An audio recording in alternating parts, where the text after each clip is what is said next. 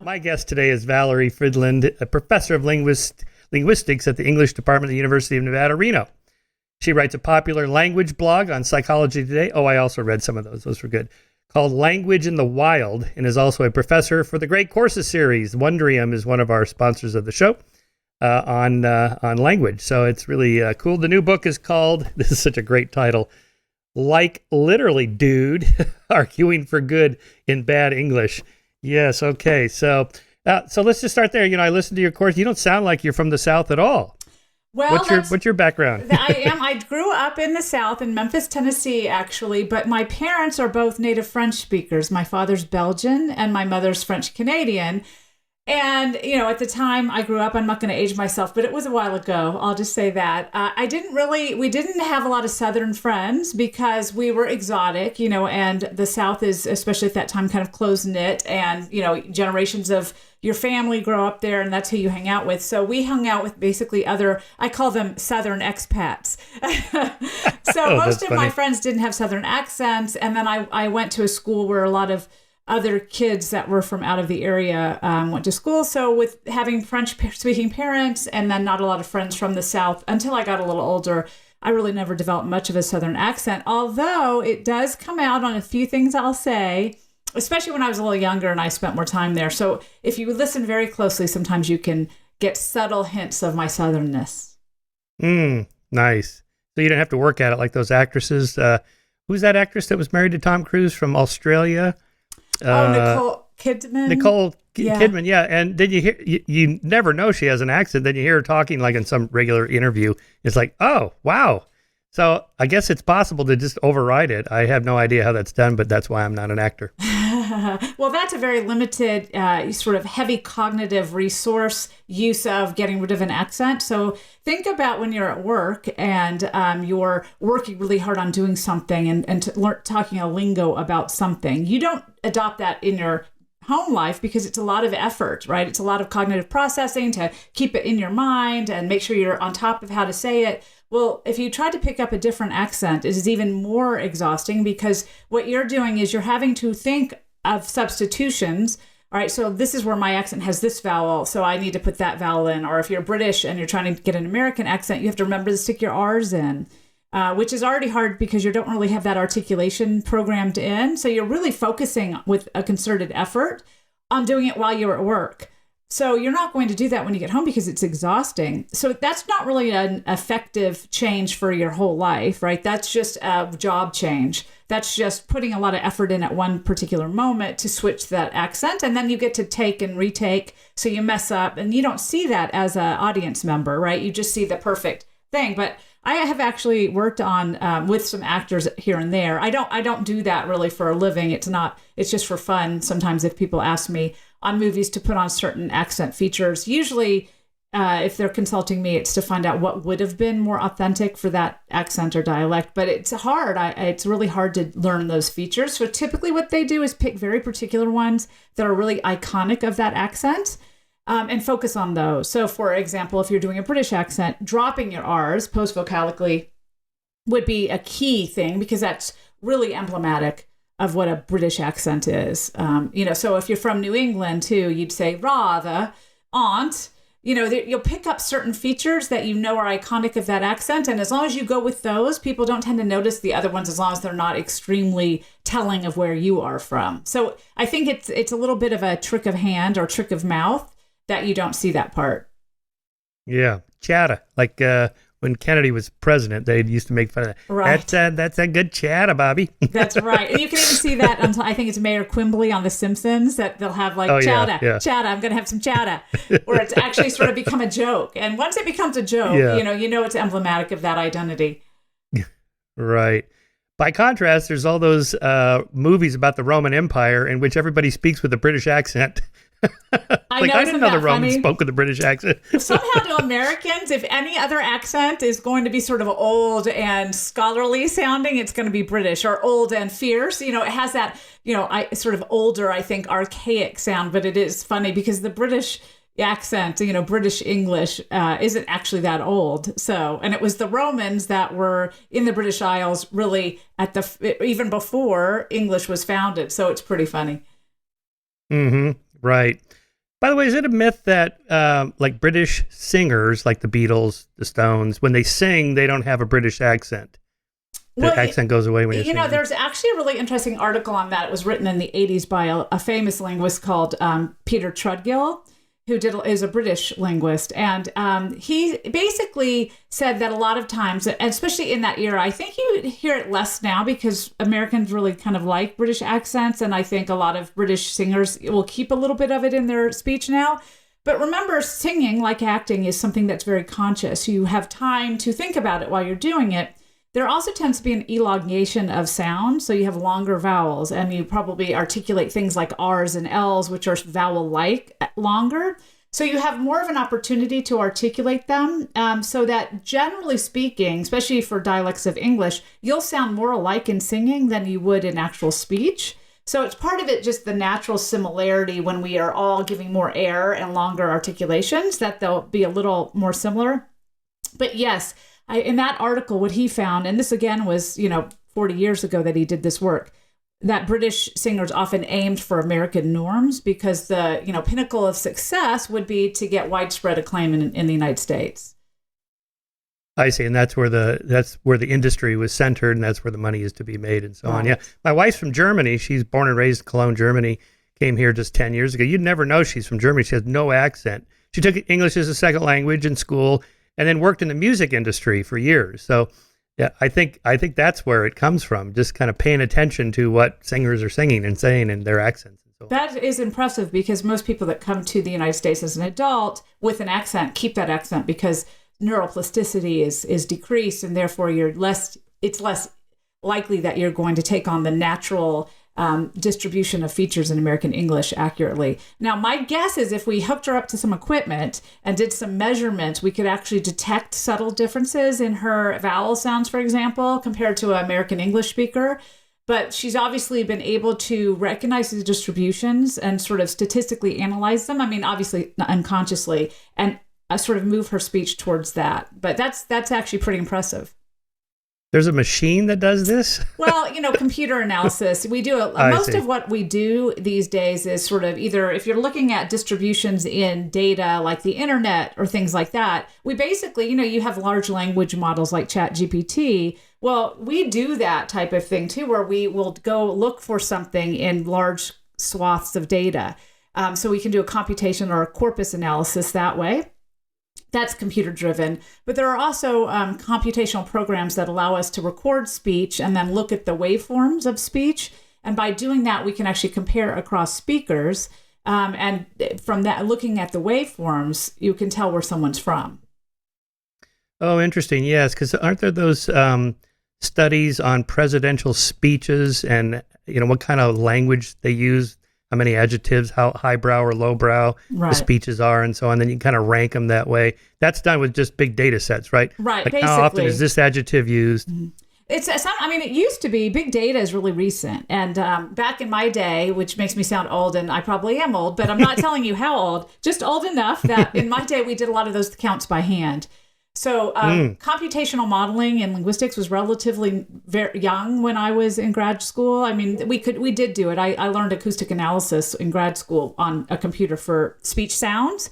But the corpus kind of approaches that you're talking about, where you get large data and you kind of program the computer to look for certain distributions. So you can do things like, I want to know every incidence of very, how very is used in their speech.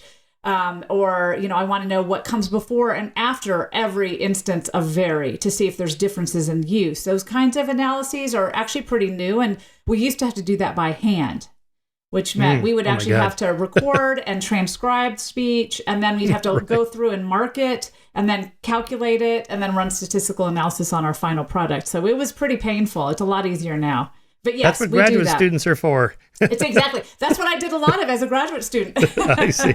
Yes. But there was something about more authoritarian politicians give speeches that use language that's very authoritarian. Like it's 100%. It's absolutely this way. Good and evil. These are the bad people. We're the good people. And so, whereas more liberal, I guess you'd say, are more Bayesian. They kind of couch their conclusions and probabilities. It may be true, it's likely, probably, maybe not, we'll see. therefore, furthermore, and moreover, and couch it in cautious language. Right. Well, there's been, I don't know that study in particular, but there have been a lot of studies of presidential speech and their use of different things like pronouns over time and the state of address. For example, there was a study recently that looked at, I think, over the last, 100 years of state or since recorded states of address happened. And they found that since the World War II, presidents tend to use we pronouns, sort of personal pronouns, at a much higher rate than they used previously, because the shift in the importance of sort of subjectivity and shared community really only took off since World War II. Prior to that, we wanted our presidents to be authoritative and say, I did this. It is within my power. I'm taking responsibility. They didn't want shared responsibility or shared community with the president because that was the authority figure. But this study suggests that shift towards we afterwards, this idea of us as a united community, you're in this with me, that actually is something that's only been important to Americans since about World War II, when we saw ourselves as a shared community and the population wanted to have shared governance with their president. So that's one study. There was also a study that looked at synthesizing voice pitch on presidents, and they took presidents who had won the election over the last 20 years. They re-synthesized their voice pitch to have a lower and their normal voice pitch and a lower and higher variant. And they found that presidents overall that had lower voice pitches had won elections. And if they had those same presidents run for election against themselves with a higher voice pitch, the lower pitch version would win, which gets to that idea of authority and dominance. And there was a really interesting study that was done in conservative countries, conservative, usually religious-based countries, and they found that this bias for low-pitched voices in their elected officials really held true, probably because low pitch has an evolutionary psychology effect on us of feeling like it's a dominant, powerful, masculine kind of background. So there are all sorts of fascinating studies people do on presidential and senatorial speech. Oh my God. Right. Taller politicians get exactly. win more elections. We're just apes. This is embarrassing. Really, just comes down to that. Okay, just some other myths. Not myth, but whatever. ChatGPT, you must have been asked 100 times in media this past 2 weeks. Can you tell the difference between a ChatGPT generated paragraph or two and one that's written by humans? Well, actually, when I've played around with it, what I found is that it's very similar to my college students, like freshman, sophomore writing. So, could you tell the difference? I don't think so. If a student just handed me a paragraph written by ChatGPT, I don't think I could necessarily tell the difference. I know there are some programs that look for certain cues that can they say they can tell the difference, although I don't think they're incredibly useful at that yet. We're not really ahead of that curve yet, but we haven't been working on that problem for that long. I think the bigger issue is, it's not great writing. When I've tested out ChatGPT and asked it questions like I would ask my students, it gave me answers like my students would give me, which meant they were repetitive. They often took the same sources of information, gave it a very superficial treatment. So I wasn't overly impressed by the types of answers it gave me. It also several times gave me incorrect answers. Which I know they're working on. It also, there are some concerns about the biases that it has because it's trained on human data, which has inherent biases too. So, I don't know that much about computational linguistics. It's not my background. I do know about large language models a little bit. I have a lot of my students, that's where they go to work. So, professorial jobs are not very frequent these days, but working for Google or Amazon is incredibly good wage and a good job source for a lot of linguists. So I have a number of students that work in those, and I don't think they think they're that impressive yet. I think a lot of our concerns are based on what we believe it might be used for and what we believe might happen to jobs and in schooling context. I think those are legitimate concerns. But is the model that impressive yet? It depends on what you're trying to get it to do, right? It depends on what you want from it. So I think it is impressive if you look at it compared to previous models that we use when we, talk to agents, computer agents, virtual agents.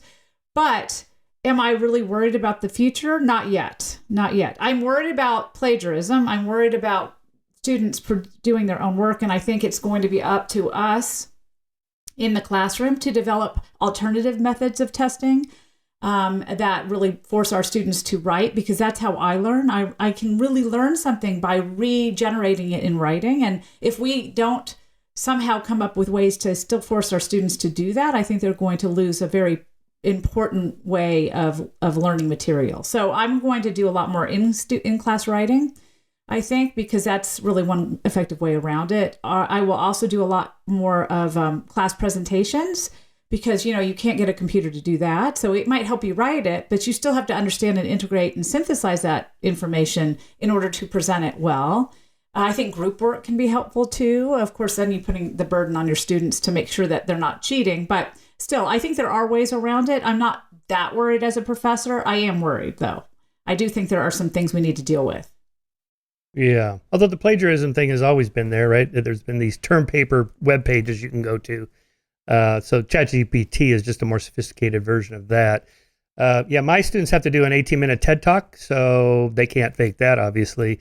But they do essay questions based on the lectures and or the readings, right? So like the midterm is out now, they have to turn it in by next Monday. There's 10 questions, 25 students, 250 essays. No, I'm not going to be able to, run algorithms to see if they Chat GPT'd them. And I use Steve Pinker's book Rationality in the course, and they could type in probably, please write me an essay explaining Bayesian reasoning as Steven Pinker would write it.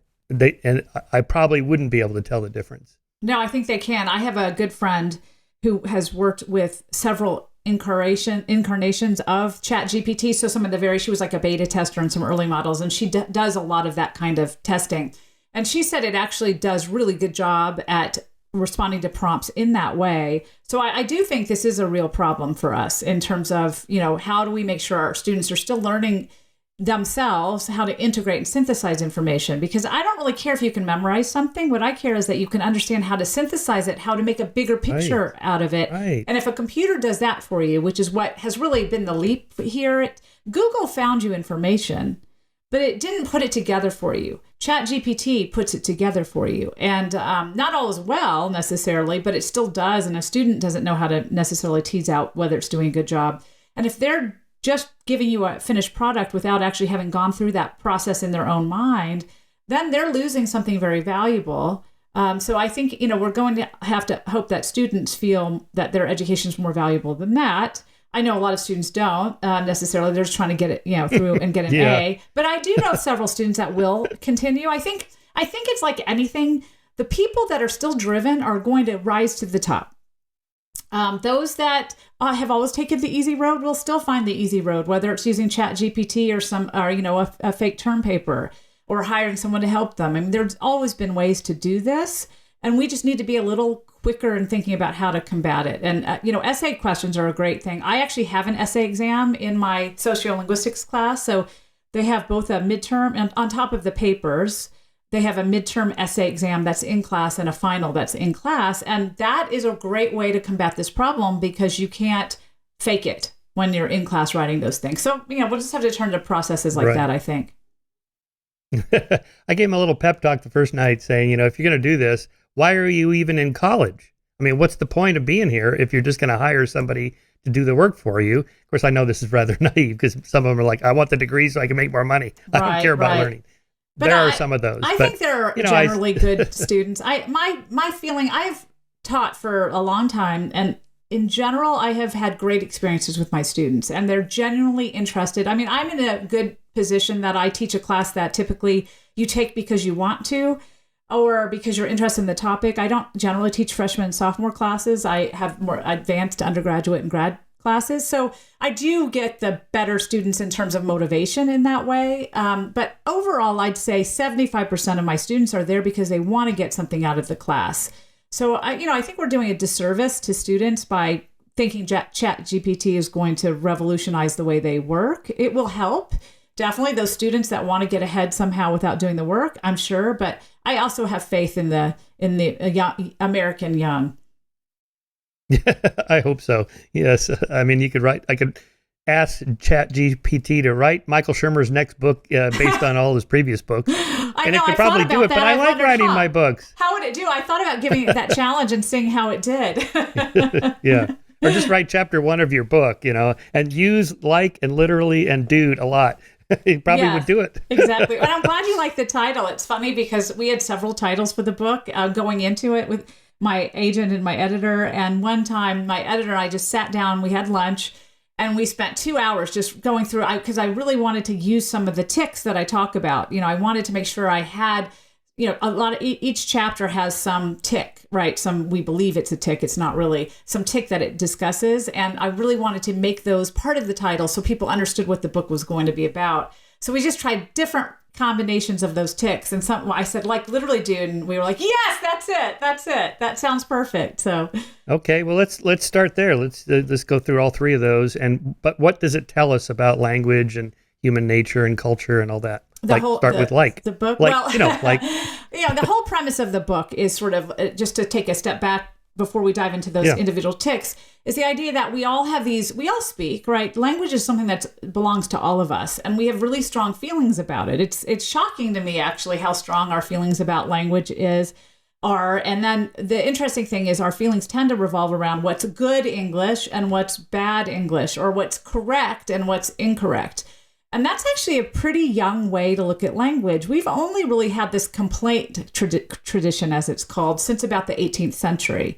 And that has a lot to do with the history of English and what it was becoming at that time. So, people don't realize when they walk into a classroom in English in 8th grade or 9th grade, that the reason we have those classes, the reason we learn the things we do, is based on sort of the trajectory of English over the last 1,000 years and our feelings about English and its rise to prominence after being a vernacular colloquial language for many, many centuries.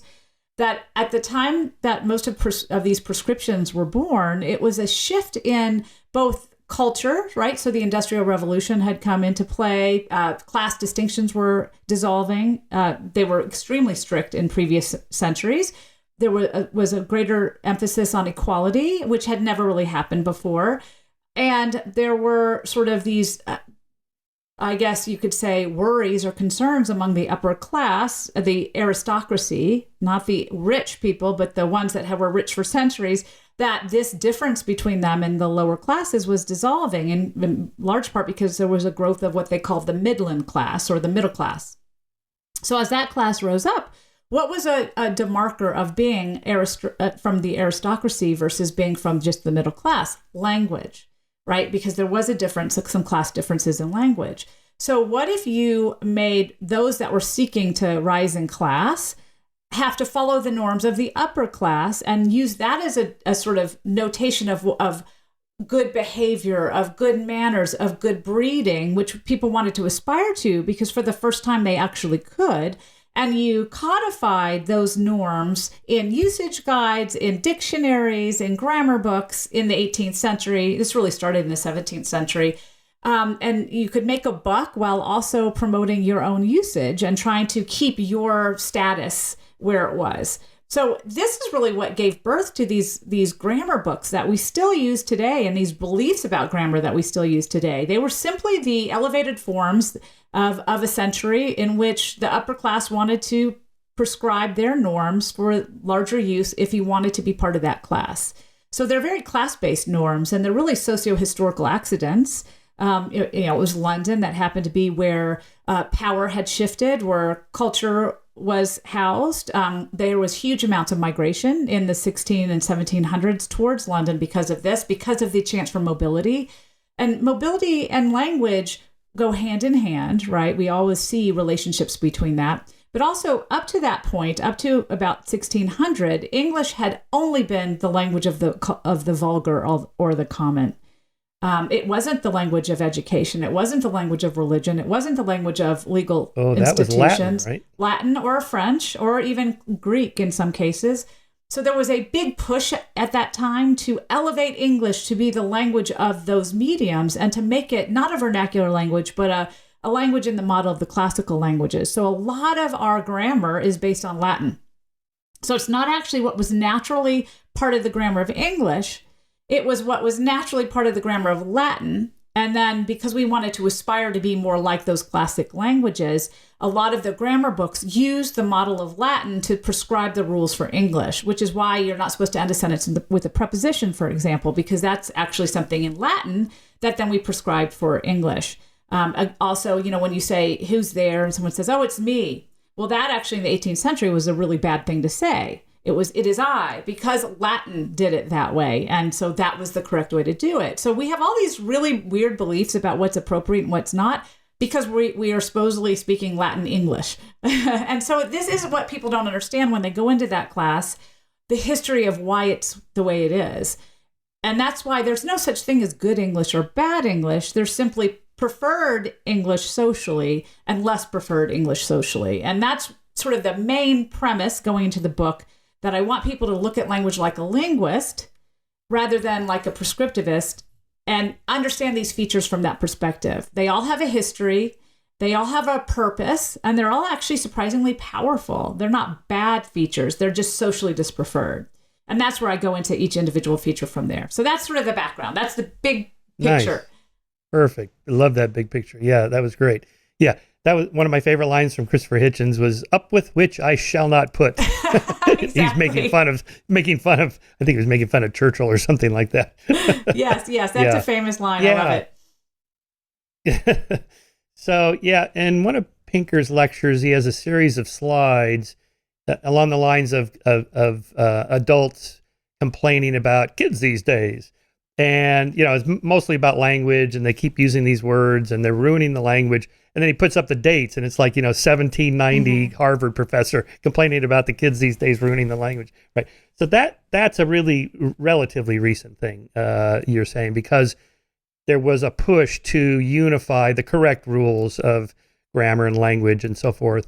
And therefore it became inappropriate to use certain words and so on, like ain't. I was raised, don't ever use ain't. That's a lower class. Okay. Right. But if you look at early uses of ain't, it isn't lower class. I mean, in Dickens, for example, you find ain't sometimes used in with characters that are not low class. It became a low class feature, but it presumably was sort of a general colloquial feature of English in 1500s, 1600s, that then over time, sort of the view of its use decayed. I think it's important to say that it's not that probably, parents didn't complain about their kids back in 1300. I think that's probably, but there weren't adolescents, right? I mean, adolescence, that period is a 20th century thing. We didn't have adolescence. We didn't have this extended period of childhood back in the 13, 14, 1500s. It's really, really recent. And so there was no slang. There wasn't adolescent speech in the way that we think of it until really, really recently. But it is still young people that have driven the train of language probably since time began, because of the just difference in the teenage brain, the difference in the adolescent brain, and the tendency for children to have more creativity and innovation than adults. So the phrase "okay, boomer" that you opened with your book with, because I've been accused of this, and I'm a boomer. And when I talk to I call one of these tech companies for help, I always preface it, okay, now listen, I'm an okay boomer. You're going to have to walk me through this really carefully. Username, password, yes, exactly. I rebooted my computer, really slow. That's kind of signaling, really, you're old school. Right, exactly. And the funny thing is, my son, I have a teenage son. I have two teenagers, and I have a 17-year-old son, and he actually did say that to me. And for, there was a period where okay, boomer became popular. And every time I turned around and I do something he thought was old, he'd be like, okay, boomer, okay, boomer. So it really was true to my experience. So I feel you. That started with Obama, right? I think it was. With Obama? I think it was. I'm trying to remember the actual origin of okay, boomer. I actually think it was in a speech where someone said something that was sort of, an audience member that was kind of a silly traditional thing to say. And he's like, okay, boomer, sit down, basically, type thing. Right. Yeah, that's right. Yeah. So and to what extent did the Oxford English Dictionary kind of solidify words and language like that? Or any other dictionary? Well, those kinds of. Yeah, Oxford English Dictionary is an old dictionary, but it's actually not the most influential in that period. Samuel Johnson's dictionary was really the most influential dictionary of that century. And then, Noah Webster, of course, later was influential in American speech. He kind of, was the first to elevate American usage. But Samuel Johnson's dictionary was by far the most influential dictionary, first early dictionary. You mean because it spread among common people, whereas the Oxford English Dictionary was more of an educated resource? Yes, and it was, I think actually Samuel Johnson's dictionary is what gave birth later to the Oxford English Dictionary, but it was Samuel Johnson's dictionary. He was very popular, and he published this dictionary. It was very, very witty. So I think, for example, under a entry for oats, it's like the food for horses and also what the Irish eat. So he had little jokes that were very socioculturally relevant at the time. And he was very sort of popular in high society. And his book was very widely read among the upper class and among the middle class as sort of detailing the norms of upper class usage. And if I'm not mistaken, I'm not a lexicographer, so I don't know that much about the history of the progression of dictionaries. But if I'm not mistaken, his dictionary was what basically spawned the Oxford English Dictionary.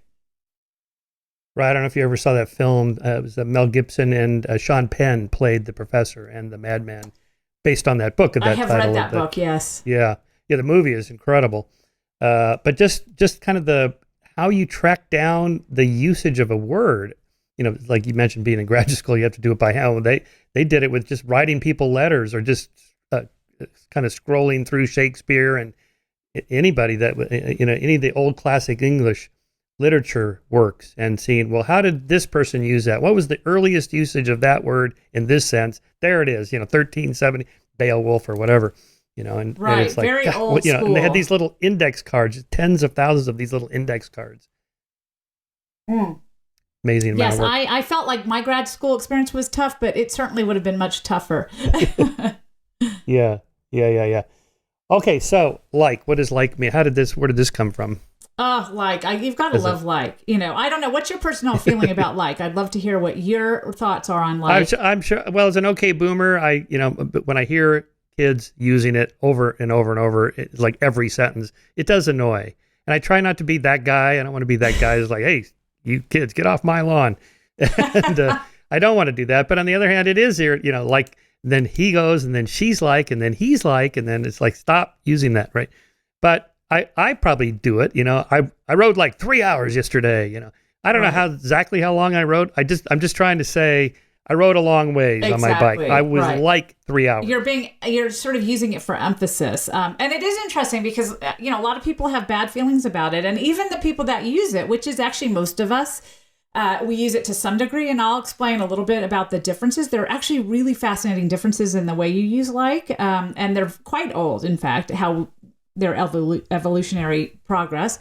But even people that use like a lot are very self-conscious about its use. Every year when I teach one of my classes, I'll go in and I say, tell me something about language that you notice. And I don't say, tell me something bad about language that you notice, but in general, the students notice things that are bad. And that's true of most of us, right? We notice what we've learned is departing from the norm. And in fact, if we looked for a definition of what standard English is, what we define it as more is what it's not than what it is, right? It's really hard to pinpoint, well, here are 5 features of standard English. It's a lot of, and most of those 5 features you would point out would be like, well, we don't do this and you don't do that. So what's salient to us is sort of the things we don't like rather than the things we do.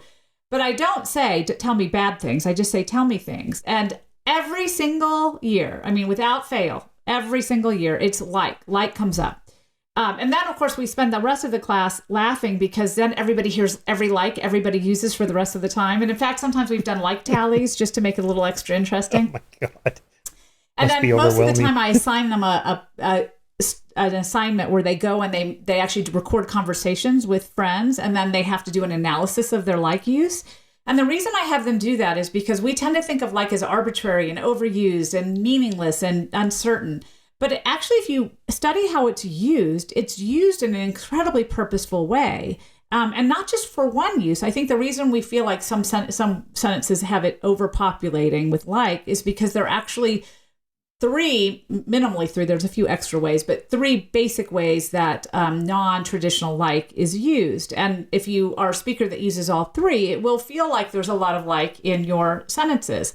For older speakers, they tend to have fewer usages. So you'll have one kind of like. So the type that you're talking about that you use is called an adverbial approximator, which is a big word for, it stands in for a word like about. So when you say, I rode for about 3 miles or 30 miles. I'm sure you weren't a 3-mile bike rider, right? you're going 300, right? So you say like, 3 hours. I rode for like 3 hours. Let's say that. You're saying I rode for about 3 hours. So it's standing in, it's a 1-to-1 substitution for the approximating adverbial about. Now, what's interesting about that is if someone says about, it doesn't bother you. So it's not like it's a useless word. You're substituting for a very useful, meaningful word. So in that case, like has meaning. And the meaning is I'm approximating. It's approximating the amount of time. But what's the difference when I say I rode about 3 hours versus it was like 3 hours. I rode it like 3 hours. The difference is there's a subtle sort of suggestion with the like that you're doing you're adding it for emphasis. You're kind of adding an emphatic discussion about the amount you're exercising. So if you said something like, oh my gosh, it was like 100 hours I had spent on that treadmill today. What that tells us is, okay, this is I am signaling that this is emphatic. I don't expect you to take this as a literal meaning. I expect you to understand that I'm just trying to tell you how intensely I exercised.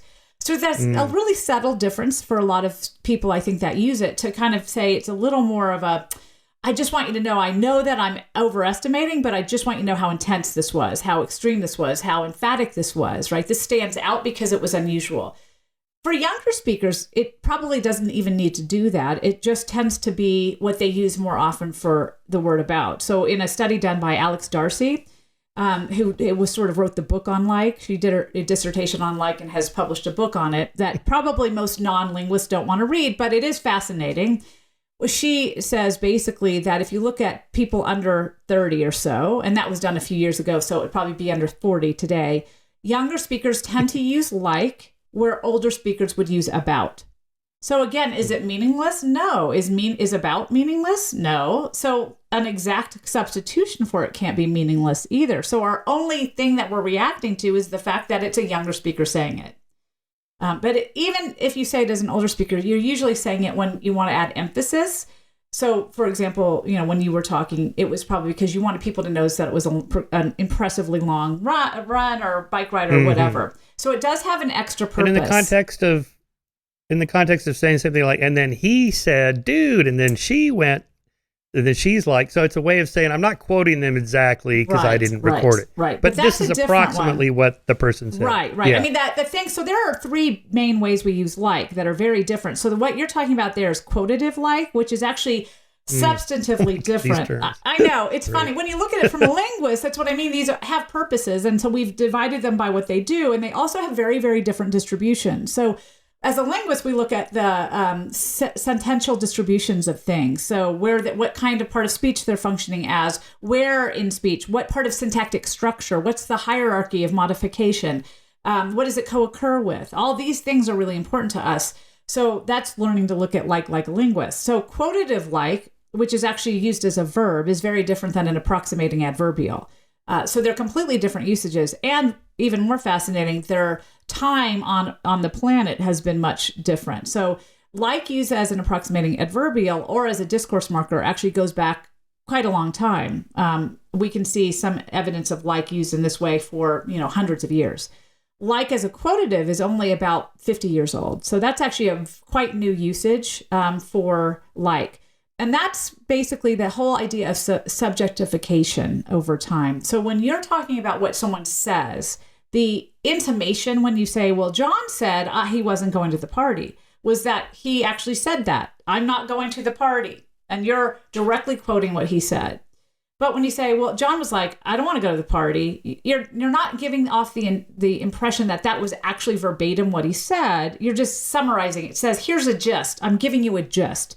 So it allows us to express sort of more subjective sensibility when we're expressing what someone was saying. And what's really fascinating about quotative like which is in fact the most rapidly expanding type of like in English in this century. So you're seeing a lot more quotative like than other kinds of like. Is what's really fascinating is it seems to work in storytelling or in long monologues as a way of shifting between different perspectives in narrative style. So what we find is you tend to use like more with first person subjects. So I was like, than with third person subjects. He was like. So you'll be more likely to say, well, I was like, I didn't want to do that. And he said, yes, you're going to do that. It allows us to shift roles. So can you see how that really separates out the different role playing in the story? And we see that this sort of comes partly with the change in our narrative style over the last sort of middle 20th century, where we start to provide evaluative comment about what we were thinking when we tell stories. So prior to the mid 1900s, we didn't really do this when we told stories. We didn't tell them, okay, here's what I was thinking. Here's how I was processing this experience. This is how I felt during this experience. We weren't dramatizing these stories in the same way we have been lately. Well, quotative like allows sort of a dramatization of how we tell different sides of the story. And it also allows us to kind of signpost, this is my personal evaluation of this. So again, it's pointing to an approximation, a subjectivity that would otherwise be lacking if we didn't use it. So again, really, really important. It has a purpose, and it's actually arisen because say didn't allow us to do that. It was lacking in that ability to let us shift between narrating roles and let us allow some sort of subjective evaluation of what we were talking about. That is just a totally awesome explanation.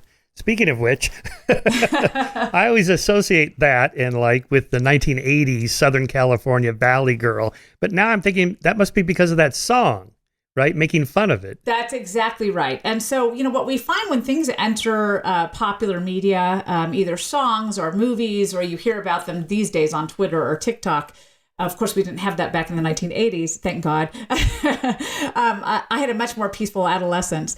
But when we think about that stuff and we say, oh, it came from that song or it came from that movie, that's actually usually wrong because movies reflect what's already an undercurrent of popularity. Yeah. So they pick up on things, and sometimes those are things that are centered in places that other people aren't familiar with. So Southern California is a sort of birthplace of a lot of novelty. And if LA is the site where most movies are made and a lot of music is made, and they pick up on that and disseminate it more widely, then other people think, oh, look at this I've never heard it before. But it's actually been an undercurrent for many, many years before it was parlayed. But yes, it was Moon Unit Zappa and her father, Frank, that popularized along with other, wonderful pieces like Gag Me with the Spoon. But that was actually I forgot about that. That was actually just picking up on what was already there. And actually, have you seen that movie, the Banshees of Inisherin? No, it's a new movie. I think he was actually maybe nominated for an Academy Award. Colin is it Firth? Oh, Firth. Colin, yeah, Irish actor. I should know his name.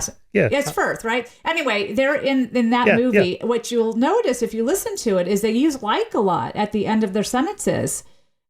He went slow and I was going to the bar like.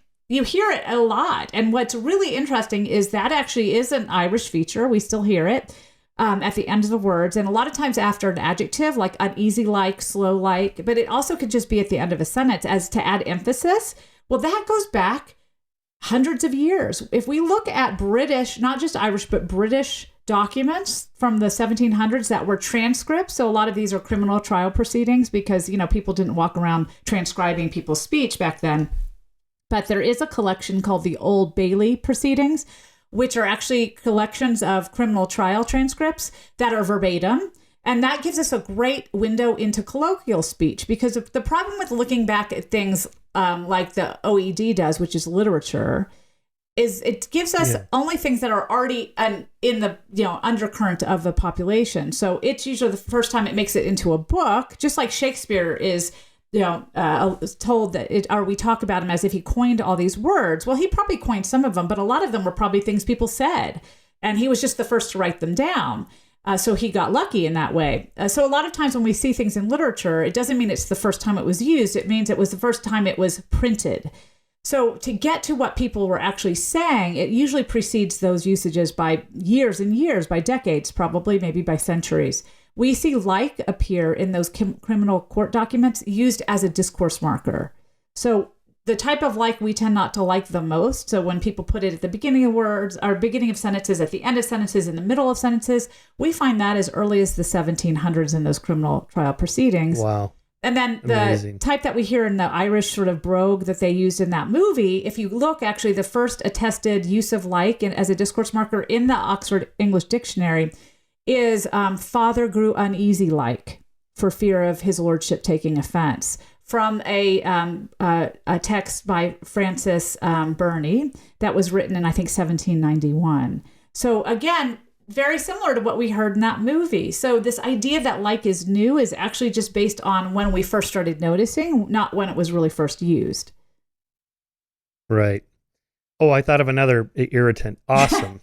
Awesome. So yesterday at the Islands restaurant, I ordered the Cobb salad, and the waitress was like, "Oh, that's awesome." I'm like, "Really? It's just a salad." I mean, come on. It's not full of awe. What is she saying?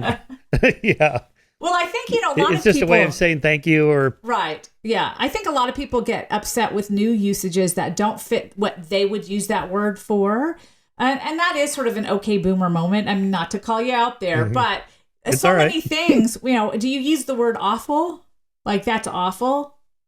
Yeah, I guess maybe occasionally. I don't know. I haven't really thought about it. That's a very similar sense, right? That is a weird thing to say about, is it full of awe? Which is what awful means. I see. And if you say, I feel awful, are you feeling full of awe? If we look at our own speech, see. we Yeah, the realize we original do meaning. that. Right. We're just not, it's happened so long ago, we don't remember that it meant something different, or it, is an exaggeration.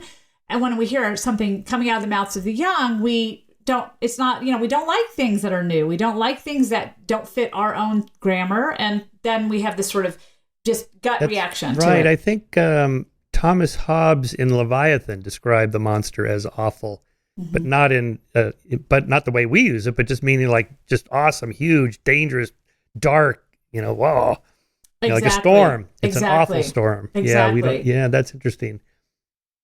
Another one I thought of, when you're at a restaurant with a group of people and somebody gets up to go to the bathroom, they always say, "I'll be right back." It's like, I know you're coming back. I mean, where else are you going to go? You're not going to leave, are you? Right, exactly. But that's just a way of, politeness. I guess, excusing themselves. Yeah, politeness. Right. It's the same way that people get upset when people say no problem. You know how a lot of times now, if you say if you say thank you, someone says, "Oh, no problem." And some people have taken offense at that, saying, "Well, what's wrong with, you're welcome?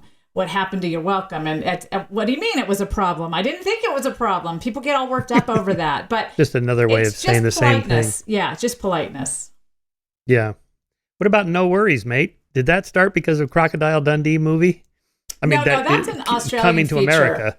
I think, I don't. No, but I mean the use in America. Yeah. I don't know that it really started with Crocodile Dundee. I think we have more exposure to Australian culture than that.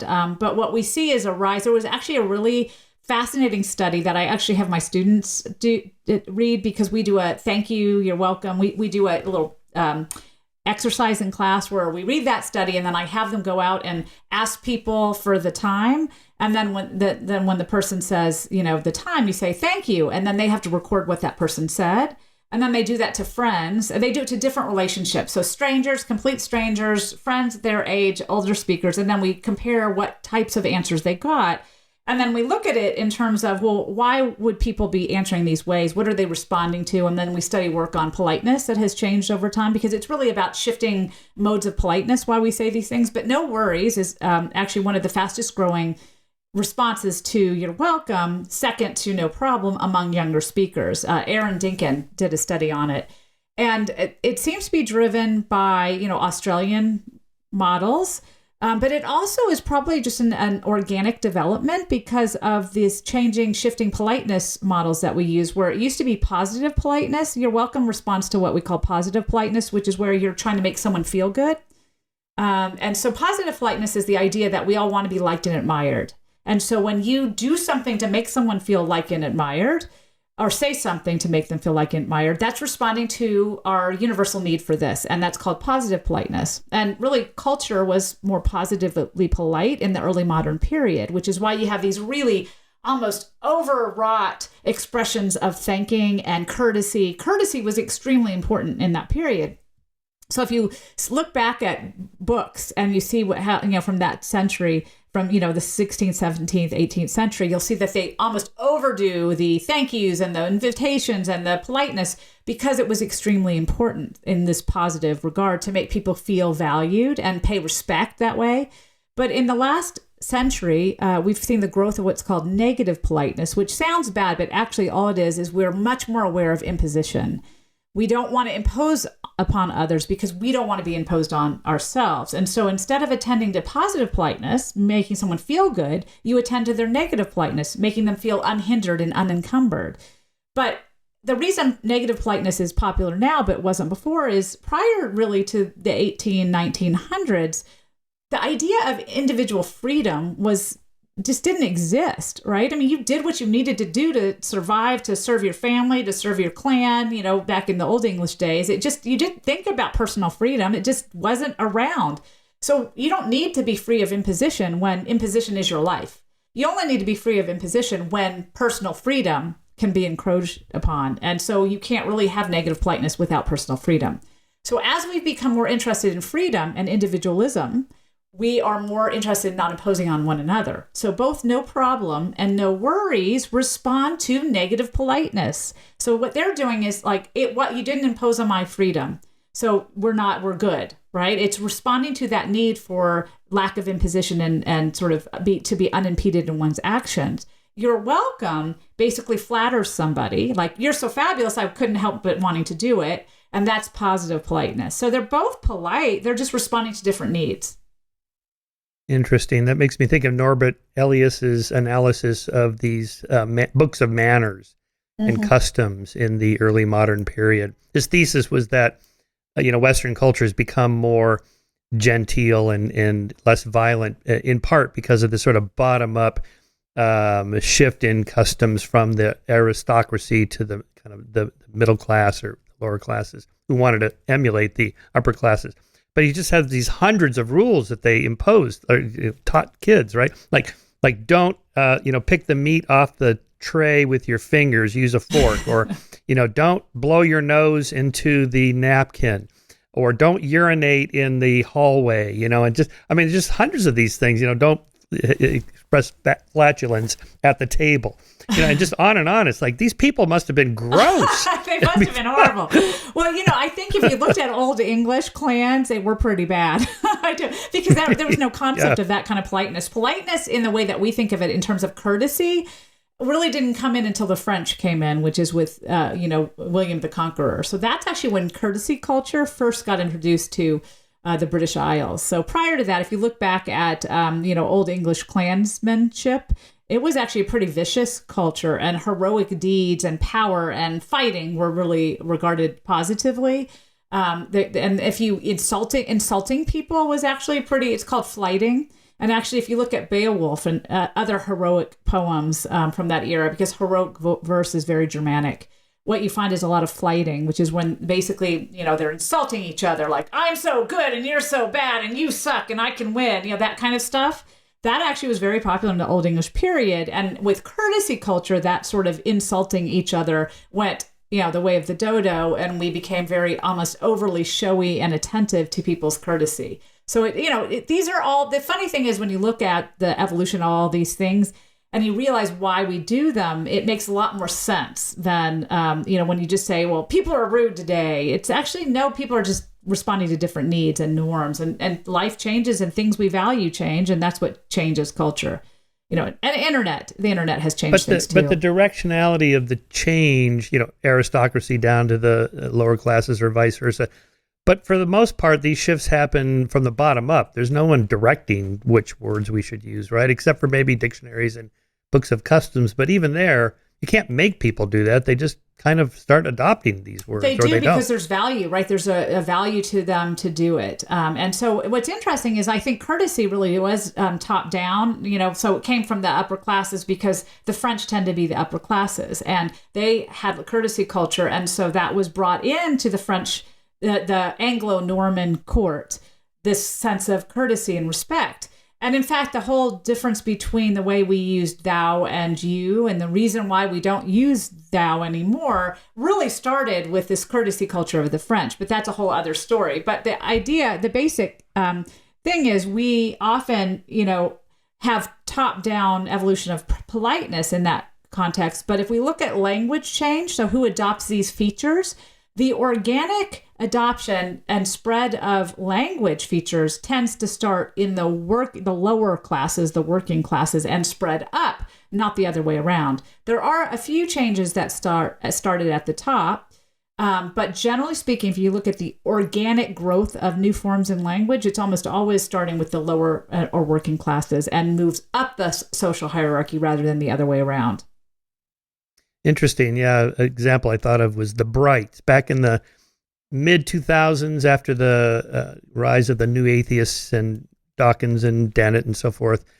The discussion was, atheism is kind of an ugly word. People associate it with communists and, immoral people or what. Mm-hmm. We need a new word, right? So this couple coined the word brights. And they said, look, the gays, homosexuals use the word gay. It's a happy word. It's a good word. It's a positive word. We need a word like that. So here's our word. It's the Brights. We are the Brights, right? And Dan Dennett even got a piece published in the New York Times saying, here's our new word. We're all going to start using this. It's a great word. We are the Brights.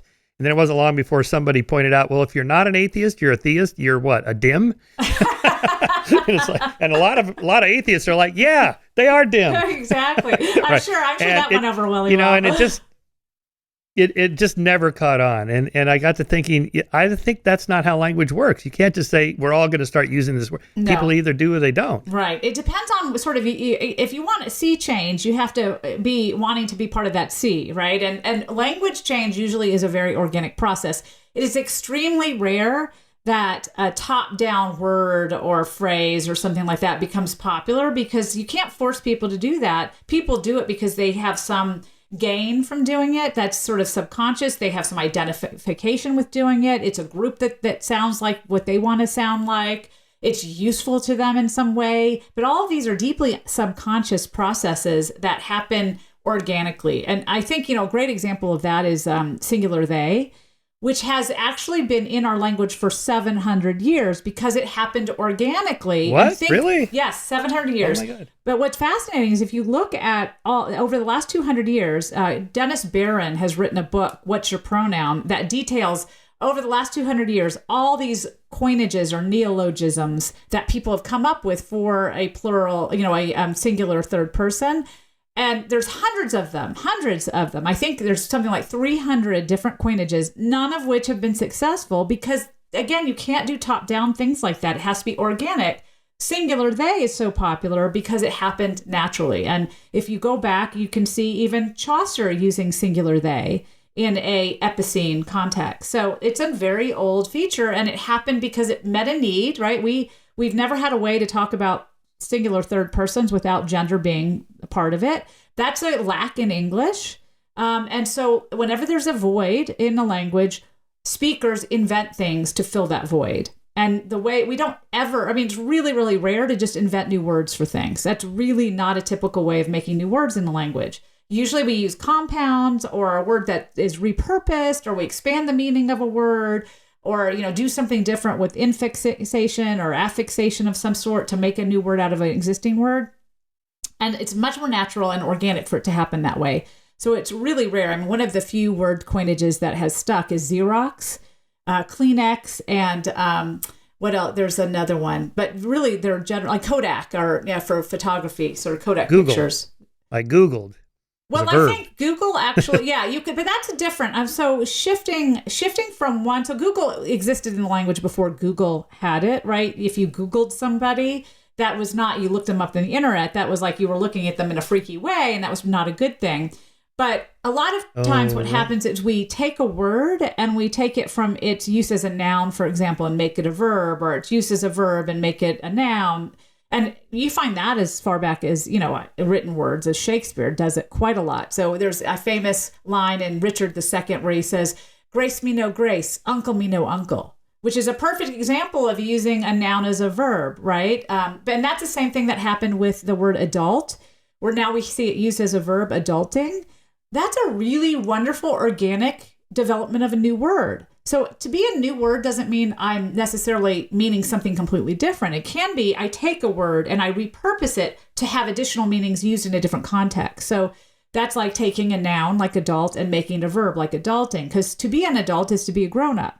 But to be adulting is to do all the awful things associated with adulthood, right? So it's additional meaning, and it's shifted from one part of speech to the other to become a new word. So that's a very organic way of getting new words in English, and we see it all the time. Actually, parent was a noun long before it was a verb. So we can be, you can do parenting now, but you actually really couldn't in the 16th century, but you could be a parent. So this whole process is a natural evolution of language. Everything we see today is just the continuation of these same patterns. What about 9/11? That caught on pretty fast, just as a descriptor. Right, but that actually, that's not new words, right? That, again, is a perfect example of an organic development to use it for a new context. So 9/11 was a date. It's not like Bush said, we're now going to call this 9/11. Just everybody in the media started calling it. Everybody did. And actually, a fun fact about 9/11 is if you looked at newspapers after 9/11, there was a huge growth in the use of first person plural pronouns, talking about we, because a catastrophic traumatic event to the national psyche actually really promoted an increased use of pronouns that represented us as a collective. And then it died off after a time. And that's been replicated in other studies where there's been trauma in a community. And then you notice there's an uptick in the use of first-person plural pronouns in that community for a period afterwards. So I love looking at language in this sort of distributional pattern way, because it tells us a lot about ourselves. Like, what's happening? We had a traumatic event, and we signal that linguistically in novel ways. Yada, yada, yada. Is that a Seinfeld invention? I actually don't know. I think yada, yada, yada. But I don't know the history of that word particularly, but that's where it certainly came to national consciousness. Whether it was truly, my guess is it was a New York expression, I think like a New York Jewish expression, sort of. Right. Or like shrinkage, another one that it was probably around and Seinfeld made it famous. Right. All of us guys joke about, when we go swimming, oh, you got shrinkage. Right, exactly. Yes. And because what it does is it epitomizes an experience that you all share, a fear of that, right? And it's once you ever a word that you come in contact with really gets an emotion or a feeling or a situation that you also share or identify with, it's going to be very popular. And that's sort of how that natural progression of language change happens, is sort of, some sort of feature has a quality or expresses an emotion or describes a thing that we're like, oh my God, yes, I needed a word for that. And then all of a sudden you have a word for that, and boom, a new word is born. And then you women say, I don't know how you guys walk around with those things, like Elaine, exactly. like Elaine did. Exactly. Okay, so I know another example of this. See you later. Okay, this came up. I recently had Amanda Knox on the podcast. She was recalled the 20-year-old American student who was accused of murder in Italy, and so on. It's a horror story. But one of the things that they convicted her on was that in the interrogation, she actually handed him her phone because she thought, I'm just going to help the police find the killer of my roommate, right? She didn't know that they were thinking she was in on it. And they found in her text in which she said to her boss earlier that day that Meredith was killed, see you later. So they're like, okay, so you were planning to meet with your boss to plot the murder of your roommate. And she's like, no, see you later in America just means later, bye, right, or whatever. Yeah. And Much turned on that very phrase. And she kept trying to explain to him, that's not what it doesn't mean we're going to meet at 1:00 to plot the murder of whatever. Wow, that's interesting. Yeah, actually, forensic linguistics, which is sort of the area of linguistics that deals with language in the law and the legal system, usually when you do analysis of sort of surveillance tapes or exactly like you're talking about, someone comes in and is an expert witness on the type of use that word has more typically, is actually a really burgeoning field today for exactly that reason. So much hinges on language when you're in a courtroom. There's a famous case that there were actually, I think it was in the I can't remember what trial it was, but where the defendant said something that was in African American vernacular English, and it was misunderstood to be an admission of his guilt. When actually it was sort of like that. It was just like, see you later, man, kind of thing. I can't remember the exact phrasing, but there was a whole study of how language, these phrases that are, culturally bound in meaning, can become very dangerous in a courtroom where maybe the jury doesn't share that cultural background, which it seems like that's exactly what happened to Amanda Knox. I know that was I remember that case. Yeah. It was awful. Is she doing okay? I haven't heard about her in a long time. Yeah, she is. Well, she was, they have double jeopardy in Italy. She was reconvicted on appeal. She appealed and was acquitted. Then the prosecution appealed that they wanted to prosecute her again. And that's allowed in Italy, apparently. Wow. So they did. And they found her in absentia. She was in Seattle. She's like, I'm not going back to Italy. No. And they convicted her again. And then the Italian Supreme Court got involved. And they basically looked at all the evidence, said there's no evidence here at all. These people were all just in the grips of this, horrible cognitive biases. And she just wrote a piece for Skeptic on this subject. Yeah, it's horrible. And even when I tell people, hey, I had Amanda Knox on, oh, yeah, wasn't she the woman that she killed her roommate or something like that? Foxy Knoxy, wasn't there some sex triangle? It's like, no. People just get this in their head. Yeah, no, I remember that case, rhyming by, conviction by rhyming. Yeah. Exactly. Yeah. Well, Foxy language Knoxy. Is powerful, right? It is. Alliteration totally. is powerful. If the glove does not fit, you must acquit. Oh, that's a great argument. No, it's not an argument at all. It's a rhyme. It's astonishing, right? In the end, it all comes back to language. Yes, right. Elizabeth Loftus, the great memory researcher at UC Irvine, who did the research on planning false memories and so on. She did that study of showing subjects a video of two cars crashing. And in one, how fast would you estimate the speeds of the car were when they collided? The other one, when they smashed into each other. The smashed in group gave higher estimates. Right. Just the adjective you use when you're doing an interrogation or you're cross-examining a witness or whatever, you can change their memories. That's extremely famous work. I know that work pretty well. I've done a little bit of forensic linguistics, and it's always analysis of the words people use because language is so powerful.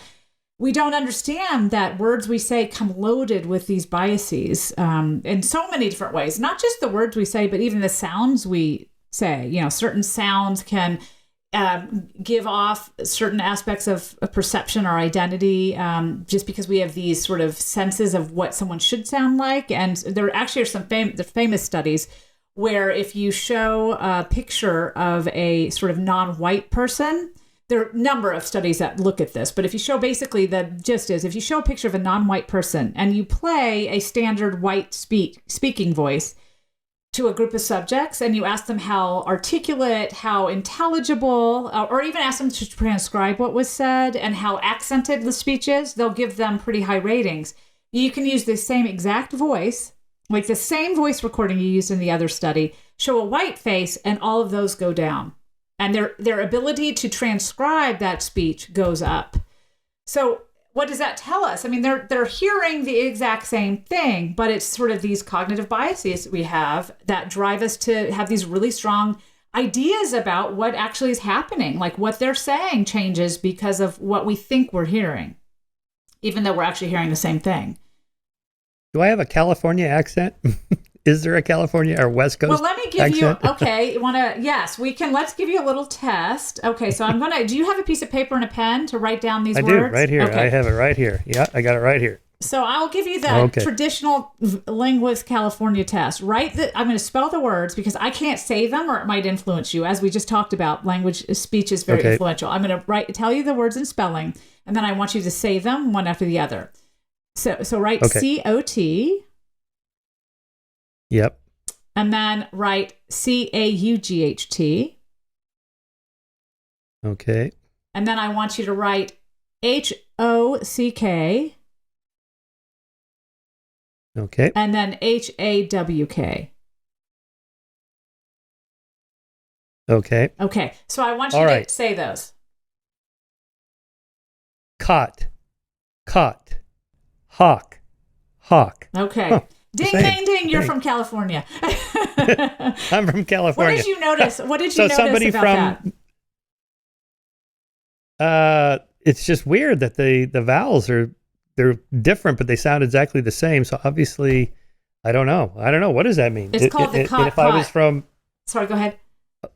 the cot, yeah. Well, but so if I was from Texas or Tennessee or whatever, would I say it differently? Yes, you would. You'd say it differently. It's so it's called the cot merger. In linguistic circles, it's also called the low back vowel merger because that sort of points to where they are in acoustic space. That's a little more tricky of a label. But yes, if you're now, I'm from Tennessee and I actually have the cot merger, but that's because I'm not a Southerner by birth, or by sort of experience. But yes, if you're from another part like New York or Tennessee, you'd say cot quat. Cat quat. Right. So you were right. Historically, those are two different vowel classes. But for Westerners, more widely, but California is where really we think this might have started.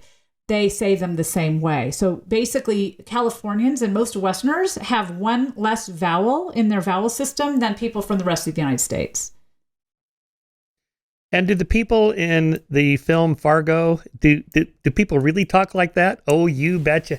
Well, I mean, of course, that's a little stereotypical. That's exaggeration. But yes, certainly there is that accent there. Yeah, the Minnesota accent. And a lot of that's sort of from an underlying Scandinavian substrate that affected vowels in that area. Now, if you go to Minnesota, you'd hear it. But of course, it's sort of like that Canadian belief that we have a Canadian accent where Canadians have an accent where they go, a boot.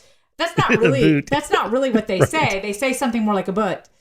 But we hear it and it stands out so much to us that we hear a stereotyped, exaggerated form. And Fargo picks up on that and kind of goes with it to a full extent so that for humorous effect. But yes, that is a somewhat accurate representation of a traditional Minnesotan accent.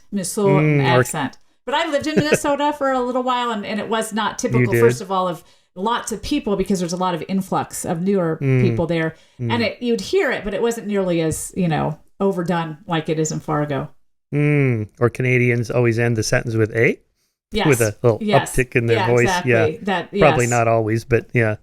Well, but the deeper principle here is that, as you describe in your book and your course, that you can track human population migrations and movements using language long before DNA and 23andMe and so on, which turns out to be pretty accurate. But the linguistic tracking of that, I don't know what discipline that is also pretty accurate, right?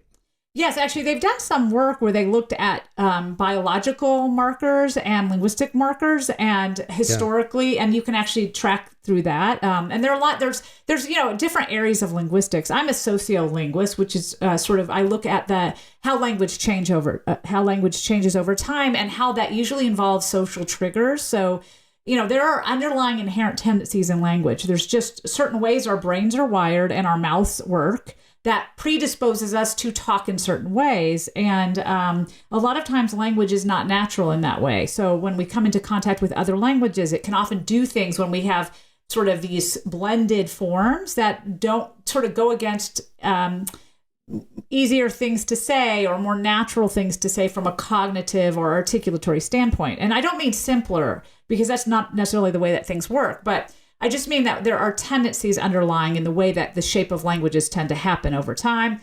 But if we always have those pressures on us, then we should all end up speaking the same language, right? If the same pressures exist for every human speaker, then why don't we sound more alike? Because what's the trick is there have to be social triggers that cause those certain underlying tendencies to come out in some populations and not others.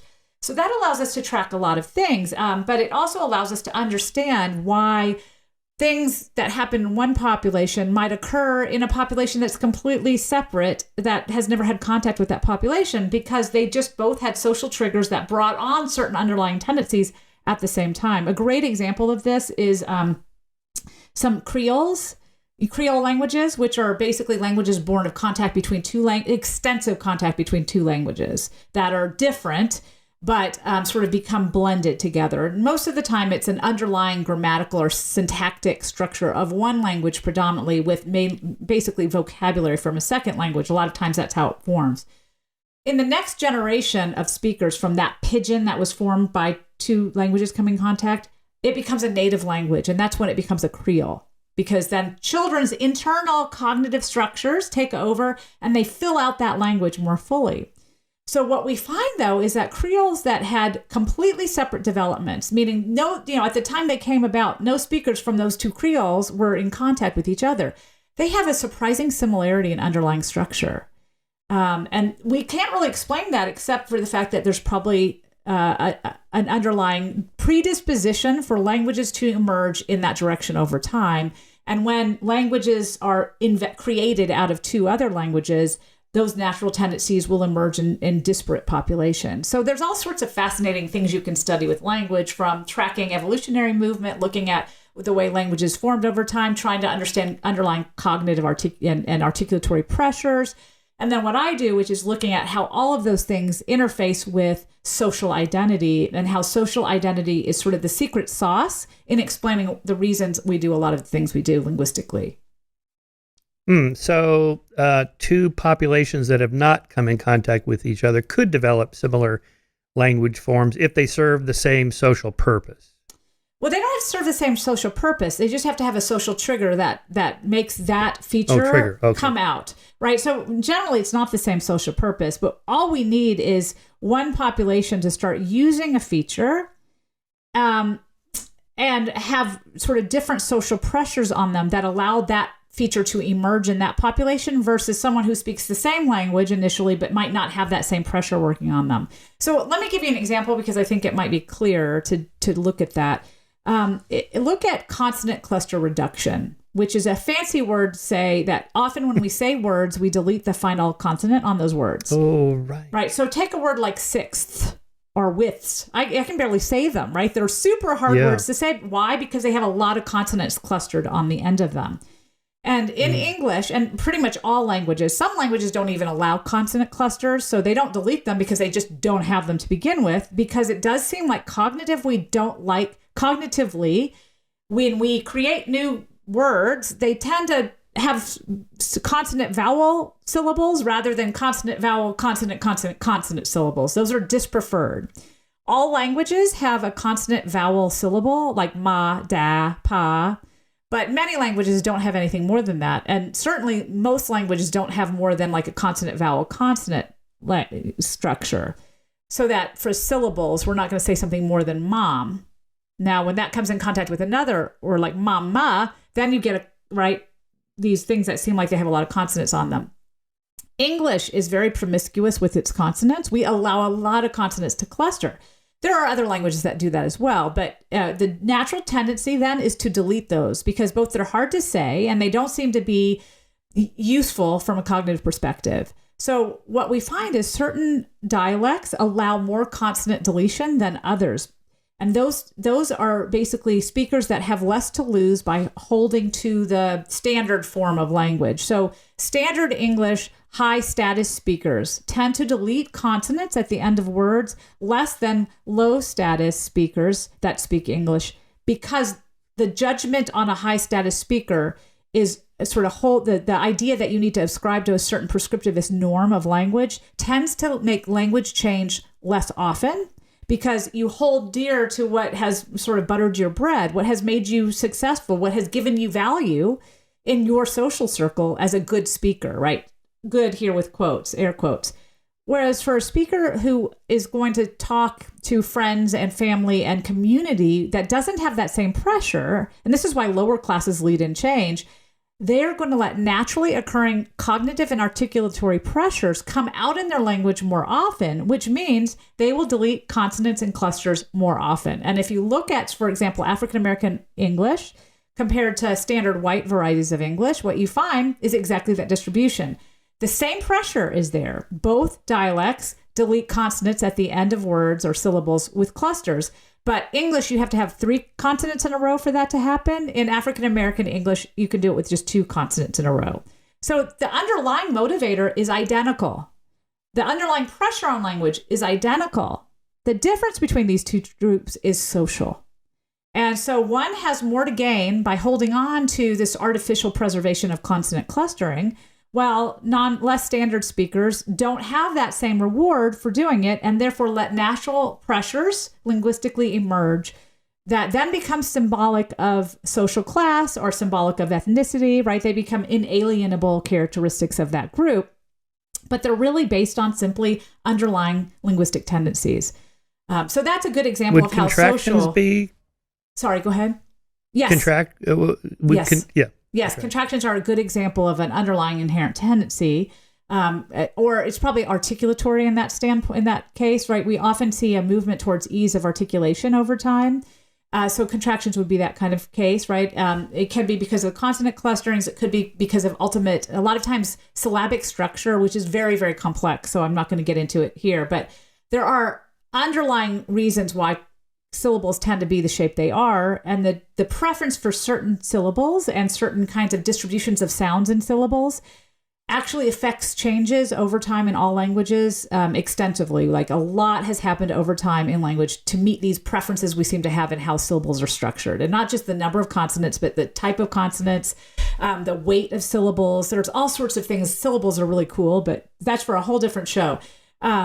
With some advanced linguistic background. But anyway, what we find is syllable structures might cause the tendency towards contractions because it goes for a more optimal syllable distribution in terms of syllable weight, in terms of syllable consonant preferences. So building up in sonority or decreasing in sonority. These are sort of fancy ways of saying it makes for a better syllable that's more easily articulated. And so it's natural to have a contraction.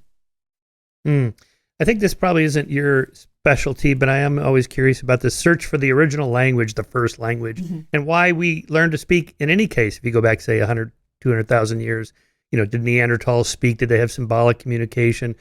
Was there a single gene mutation that led to the ability to use language and so on? I don't know. What do you think about all those debates, or are those kind of passé now? Yeah, no, definitely not passé. I think they're quite interesting. And again, I'm not sort of an archaeological linguist, but I have read some things on it. And, we don't really know when language began at the level of human language today. I mean, estimates are about at least 50,000 years ago. But some estimates go up to 1 million years ago in some form, probably not obviously identical to now. But it's also really unclear. I mean, when we talk about looking at the evolution of things that far back, 50,000 years is not that big of a time. And a lot of people say it's at least 100,000 years. We used to say Neanderthals didn't really have human language capacity, but I think the assumptions, those were based on sort of physiological abilities. So what their brain size was, what the sort of facial structure was, how we think their tongues were positioned, the kinds of ridges they had in their mouths. But that doesn't mean you couldn't have language. It just means you didn't have the same language we have now. And I think more and more evidence points to them having some sort of communicative ability. The reason why we would think language would originate is obviously being able to communicate over distance would be useful for anybody, but especially when your survival depends on it, as it did back then. And probably we had grunts and groans. You signal things when you make noises, and animals make noises. It seems to be part of our just makeup as creatures, as animals, to have those kinds of signaling devices. So probably what happened is we had some sort of rudimentary ape-like communication that then, as we got bigger brains and different physiological abilities, and we stood up, which elongated, right, our esophagus, allowing speech sounds to emerge as we have them in modern speech, we started to realize the utility of coming up with more iconic ways, more symbolic ways of having conversations or talking about things that might help us from an evolutionary perspective. So I think that's sort of the general gist of why it started. My understanding of the theories of evolution is that we don't really know if language emerged at one point, one time, and spread everywhere from there, or if we actually had a number of different origins for language built from the same pressures evolutionarily. So, if we look at language families, there are 7 major language families, and we can trace those back to proto-languages from which all those languages spawned. So, for example, English is a Proto-Indo-Germanic language. It's a Proto-Indo-European language. So we hypothesize a source language called Indo-European from which all these languages from Sanskrit to Greek to English to French emerged. But we can't trace a proto-language past that.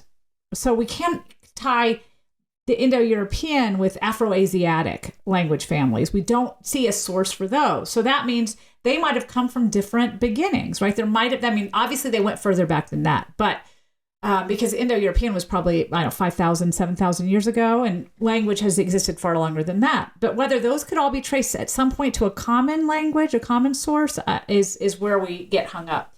And, I've seen certain really interesting research on some of the basic terms that are shared by the majority of languages. So one of those words, for example, is mama or papa.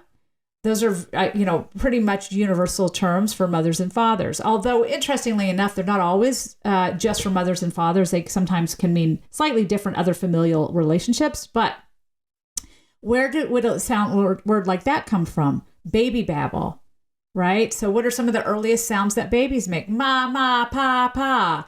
And what do we all want as parents? To be the first word our baby says, right? So what if this is a very universal human trait? And as a parent, even back in, Stone Age times, you would be very responsive to your baby. So when a baby goes ba, ba, ba, ba, ba, and you're a parent, you would go and respond to them. So that became the first word for father or for mother. And it seems to be very prevalent across world languages, which would suggest that even unrelated languages share it, which we find from different language families, that one of two things happened. Either there was one proto-language which spawned all those languages, or because of the universality of child rearing, that it was a word that kept recurring in baby speech, so many, many languages adopted that. So again, it's really hard to tease out, but it's fascinating to see how they try to do it. Yeah, it's a little bit like the old debate of the out of Africa versus the candelabra theories of human evolution. Absolutely. How many migrations out of there were? I don't know what the latest is on that. Humans migrated out of Africa maybe 125 to 150,000 years ago, and that gave rise to all these other populations. And the ones that migrated out earlier went extinct, like Neanderthals or Homo erectus and the Australopithecine. No, they didn't migrate out of Africa. But in any case, yeah. So at some point it's just lost in the mists of history. Hard to get much data on that, but fascinating interesting to see. Nonetheless. Also, yeah. So you don't have to teach children to speak; they just pick it up naturally. So there's a language instinct there in a Chomskyan way. But you do have to teach them to read and write. And I have a 6-year-old now, so we're going through this. I never taught him to speak. His language abilities are amazing, but amazing. We just grind away hours a day, on words and print and writing and all this stuff. And I guess it's because writing's too new for evolution to have done anything, right? So it has to be completely 100%. It's also a different skill, right? So writing, you have to learn. Like math, you have to learn. Language is a sort of innate predisposition that it's emergent. Writing isn't emergent. Writing is much more recent than speaking. We can exist fine without it. Is it helpful? Certainly. Is it valuable? Absolutely. But is it necessary? No. So it's a skill. It's an acquired skill. So really, fundamentally, it's related to different cognitive processing. I mean, there are people that would argue it's not, that, all cognition drives the same basic acquisition of skills, and that language is actually just a higher skill that we acquire, like writing. But I think the predominant view in American Chomskyan linguistics is that it's an emergent skill that we're sort of pre-wired from a specific area, a specific device, or I don't really believe in a device, but I think we certainly have in predisposition to know, basic sound, to have certain basic sounds, certain basic sentence structures that emerge. Whereas reading is something that you have to teach your children. And not only that, but spelling in English is incredibly irregular and very, very difficult. I remember, I have 2 teenagers now, but oh my gosh, I remember my son coming home with spelling lists when he was your child. Do you have a son or a daughter?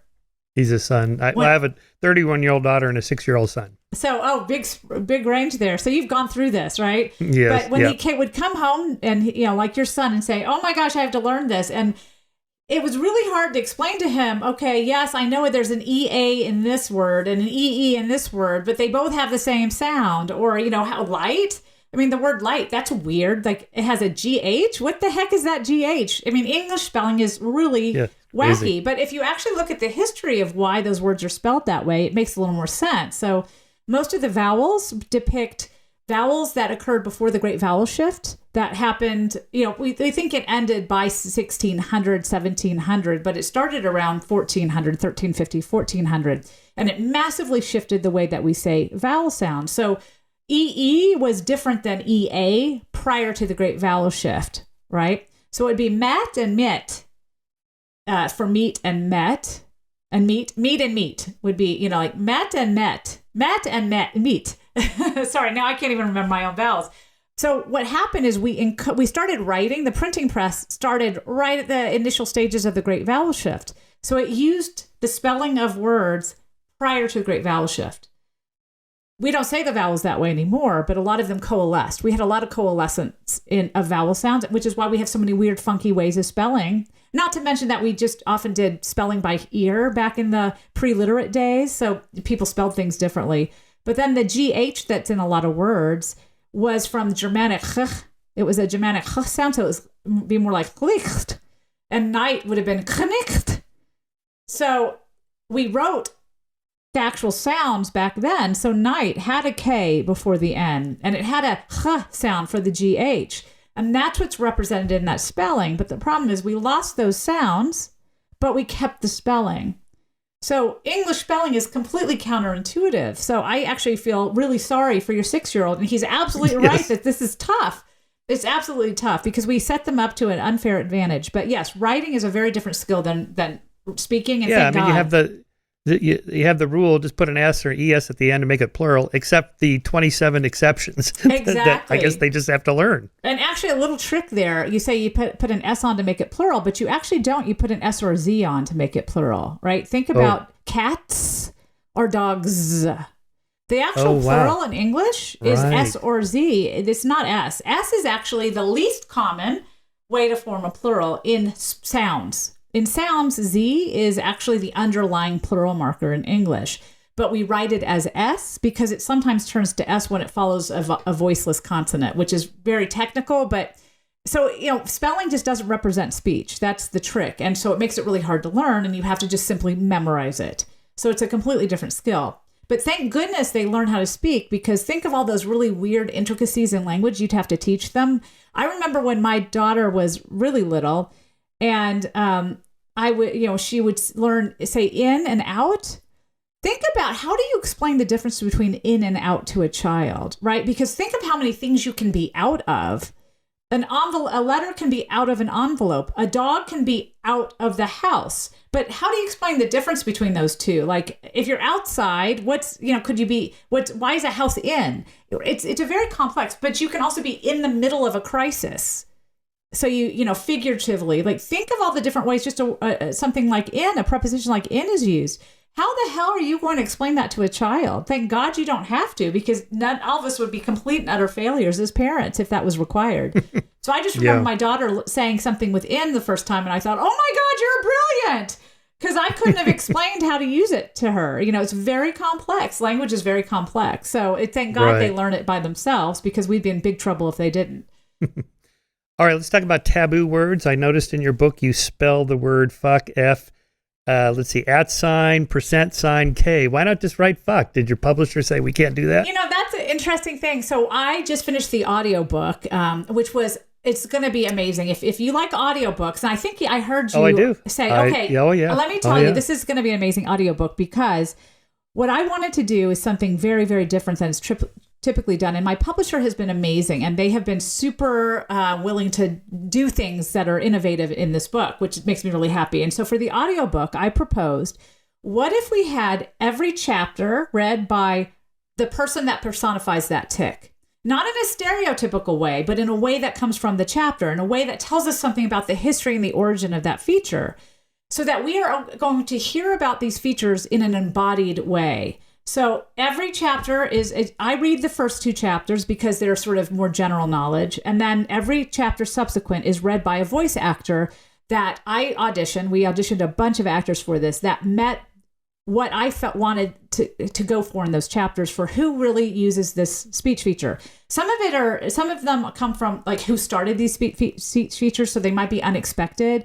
Some of them are who we probably have a stereotypical association with those features, but in a more sort of subdued way, because we always overbelieve these stereotypes that we have. But every chapter is read by a different voice actor. So one of the really fun things was how every voice actor was going to approach how they said a word like fuck.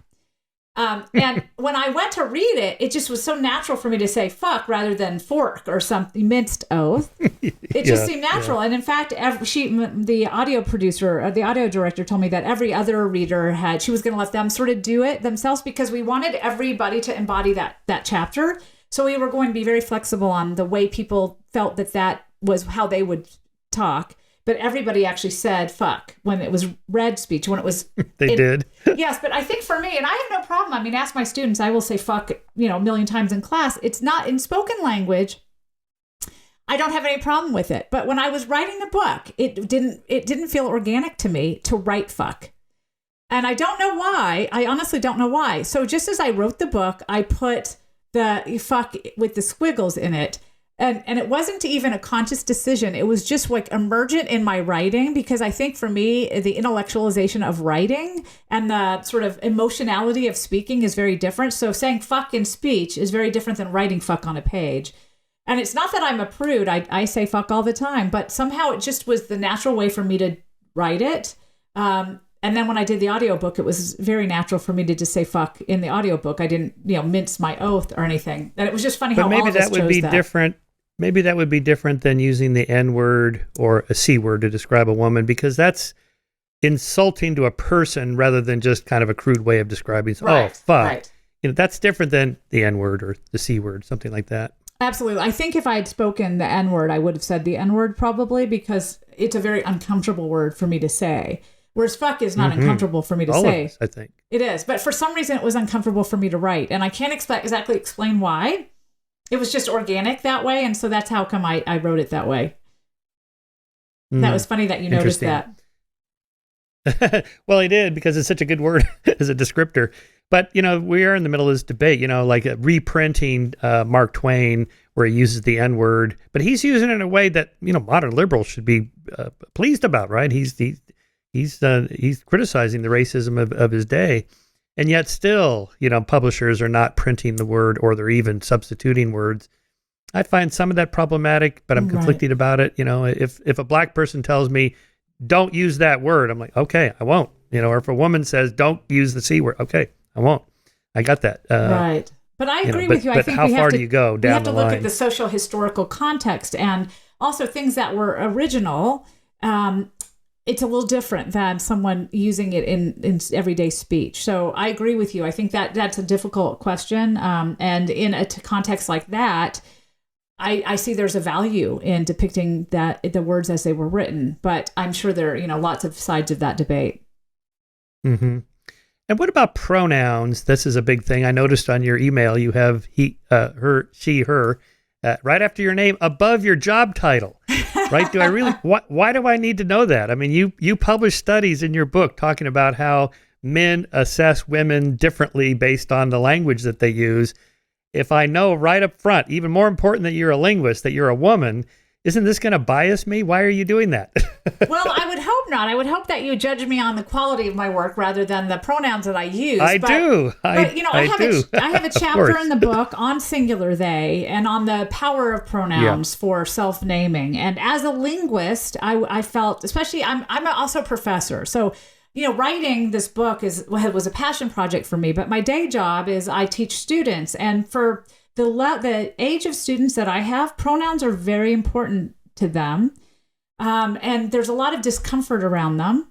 And what I wanted to do, the reason I have them on my Zoom, for example, and on my signature line is because I want my students to feel safe in my classroom in writing to me with expressing the pronouns that they choose to be called by. So it's really a modeling for people to feel comfortable to express their personal preference in pronouns.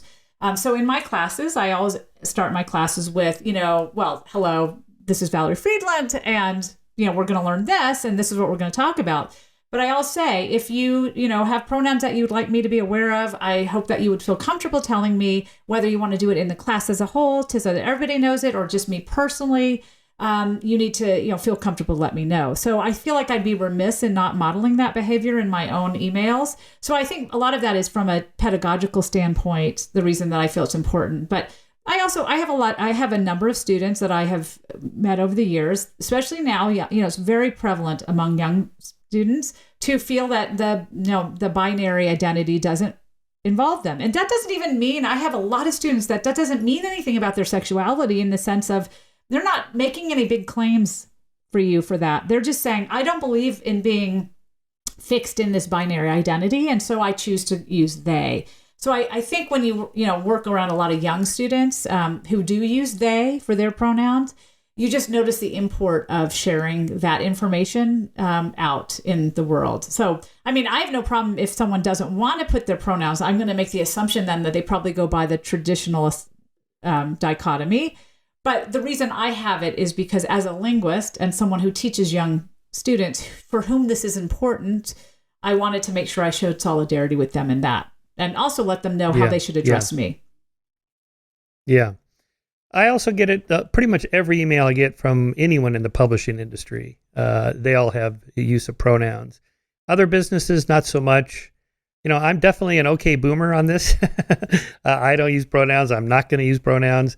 Somebody wants me to call them a certain pronoun, personally, of course I will. Mm-hmm. Whatever their name is, they want to be called, fine. I don't care. But it really is more of I think what's sometimes called virtue signaling, right? I don't think you're going to be confused about my sex or gender. I'm putting this down there to show solidarity with whatever oppressed people or the latest minority group that follows from the LGBTQ gay rights movement. It's kind of the next step there.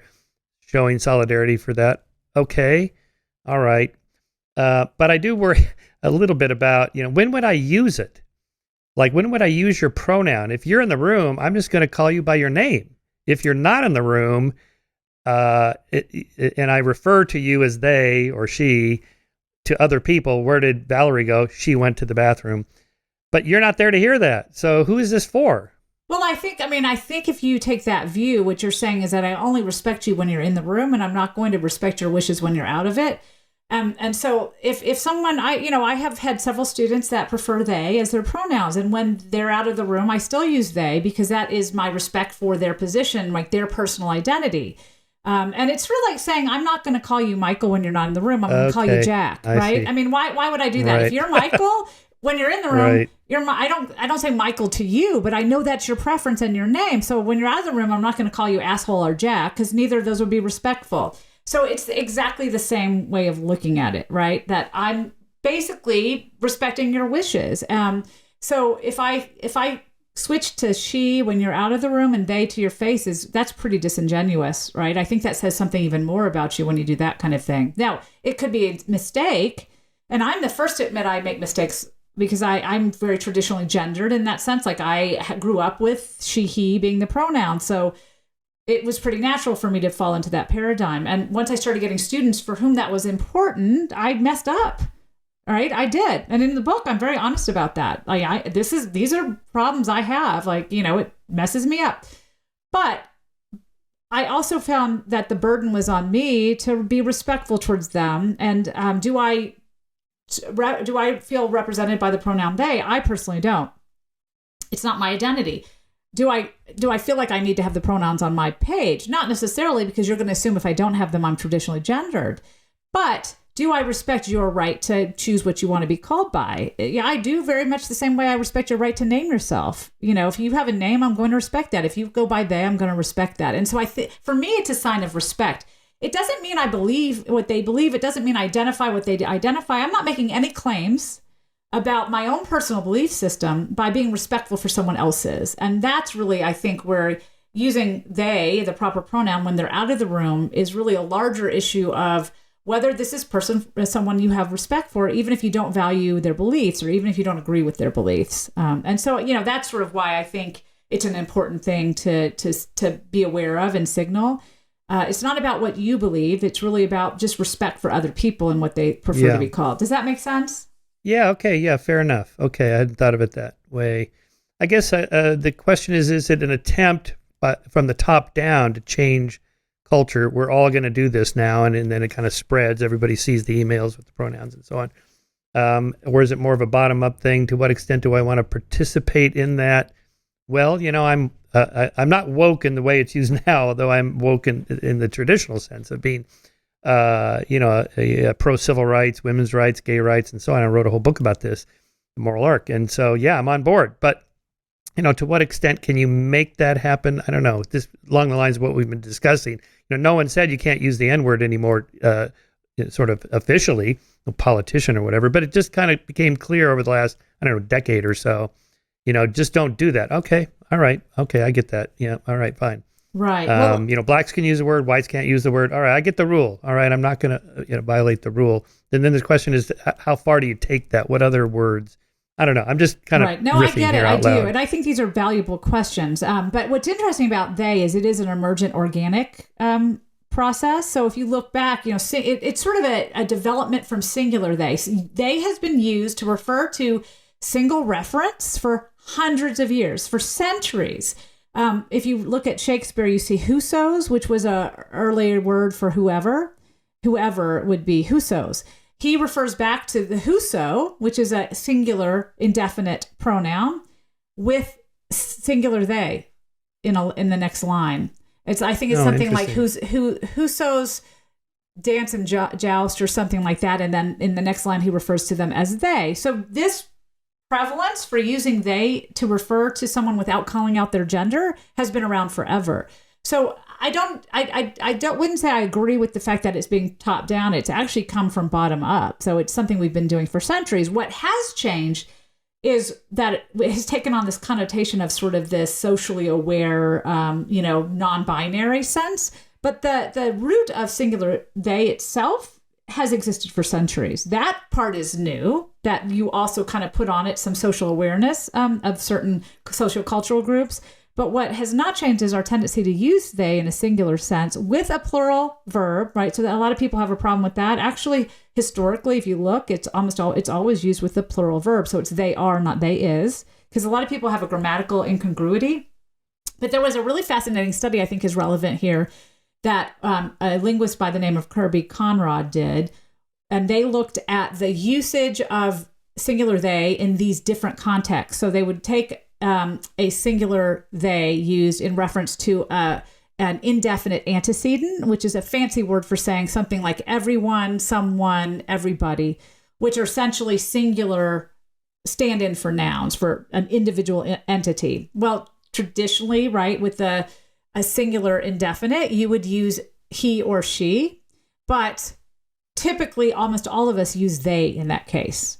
If I guarantee you, if I measured, your speech and I could go back in your podcast and find it, I'm sure you have used they in that sense, in that singular way. That seems to be very widespread. And it didn't matter the birth rate, right? So it didn't matter what your birth year, whether you were a millennial and younger or over a millennial. That made no difference. People were pretty comfortable. They didn't find that grammatically incongruent or grammatically problematic when you had a sample sentence like that. But then you get a sample sentence where you have a definite antecedent, but where the gender might be unknown or not marked in some way. So that would be something like, that teacher drinks their coffee slowly. Now, there you have a case where you might, you probably have an idea of the perceived gender, the outward gender of that teacher, but it's not marked in the syntax. Like that teacher as a phrase doesn't have a particular gendering. Right. So when we learn a phrase like that teacher in our brain, we're not marking it for gender because it could refer to either gender. That also was met with, fairly good grammatical acceptability judgment. So both older speakers and younger speakers found that reasonably acceptable. Interestingly enough, they tended to find it less grammatically acceptable than the purely indefinite context I just gave, where it was like whoever or somebody. That was the most grammatically correct rankings. Then the second most correct, or least bad examples were definite noun phrases or definite pronouns that we probably knew the gender, but it didn't have it in the syntax itself. So that teacher, that person, that friend, none of those come with any gender marking. The least grammatically acceptable was when we used a singular pronoun with the singular they with a proper name that typically was marked for gender in our syntax. So that would be something like John or Kelly or Susan or Michael. We seem to learn those words with gender marking. So part of our syntax, part of our lexical storage before we insert it in syntax requires gender agreement in the way we've learned that word. But what happens is, so that was the most grammatically incongruent for listeners in their study, in Kirby Conrad's study. So that one was rated the worst of all those sentences in terms of grammatical acceptability. So there was a decline of acceptability based on how indefinite the referent or the antecedent was. And the more you got towards a definitive referent that had gender marked on the word itself, the more difficult it was for people to parse it. But what was interesting is millennials and younger had much less problems with this, suggesting that gender marking is changing in terms of how we gender mark those words. But people born, boomers and beyond had much more difficulty with that particular phrasing, which suggests that we actually have those proper names gender marked in our syntax. People born, in the millennial and Gen Z ages don't seem to do that as often. So singular they simply isn't as incongruent for them because they have learned that as being a word that can refer to anybody. So, I think it is organic. And part of this is just we're aging, it'll age out with us. And it's not going to be, the trick is none of these were related to whether you felt, woke or not woke. It was just simply, let's just rate these sentences on acceptability. So I think, you'll see that it's going to be just, okay, we're used to using it. It's not a problem. And this is how language changes over time. Young generations don't have the same grammar that older generations do. And that's why the old folks don't pick it up, but the young people have no problem with it. For sure. And I don't want to be one of those old guys that's so slow to change. But, back to, the language and identity politics, and my concern about this is, I only want to evaluate you, Valerie, as a linguist. I don't care. It doesn't matter that you're a woman. This is the least important, interesting thing about you in terms of your ideas. I want to be like the orchestra person and you're behind the curtain playing the violin and I don't know what gender you are, right? Mm-hmm. These blind auditions. This is the way to go. And so just a couple of other examples, like when somebody says, as a blank, a woman, a person of color, whatever, I don't like that introduction. Just tell me your ideas. It doesn't matter to me what your gender is, how much melanin you have in your skin. My examples, my friend Neil deGrasse Tyson, he doesn't want to be the black astrophysicist. He's like, I'm just an astrophysicist, full stop. Or, Lisa Randall, the great cosmologist at Harvard. It doesn't matter that she's a woman and there aren't that many in cosmology or whatever, right? That this is irrelevant. But by highlighting that, as a woman cosmologist, as a black astrophysicist, I agree with them. Don't use that. I don't want to hear that. That's irrelevant. And in the long arc of moral progress, these should be the least interesting things about you, right? I just want to know your ideas. And this identity politics seems to be going in the other direction, right? I'm going to highlight my gender, highlight my race, highlight my minority status. No, to me, maybe this is my okay boomer. This is the wrong way to go. I don't want to know that. Well, I think you hit on something that's very controversial right now, and people are going to have very different opinions depending on where they're coming from it. So, I don't generally go in and say, I'm a female linguist. In fact, I don't think I've ever introduced myself that way. No, but I will say that one of the things that I know that has happened over the decades is women's voices have tended to be underheard and less visible. And this has happened, since the time, ancient Greek antiquity, we find this happening in many philosophers. They'll, stories and Socrates type, dialogues will find women's voices absent or women's voices silent or the lauding of silent women. I think Aristotle said silence gives grace to woman, which suggests that, a talking woman isn't a very graceful one.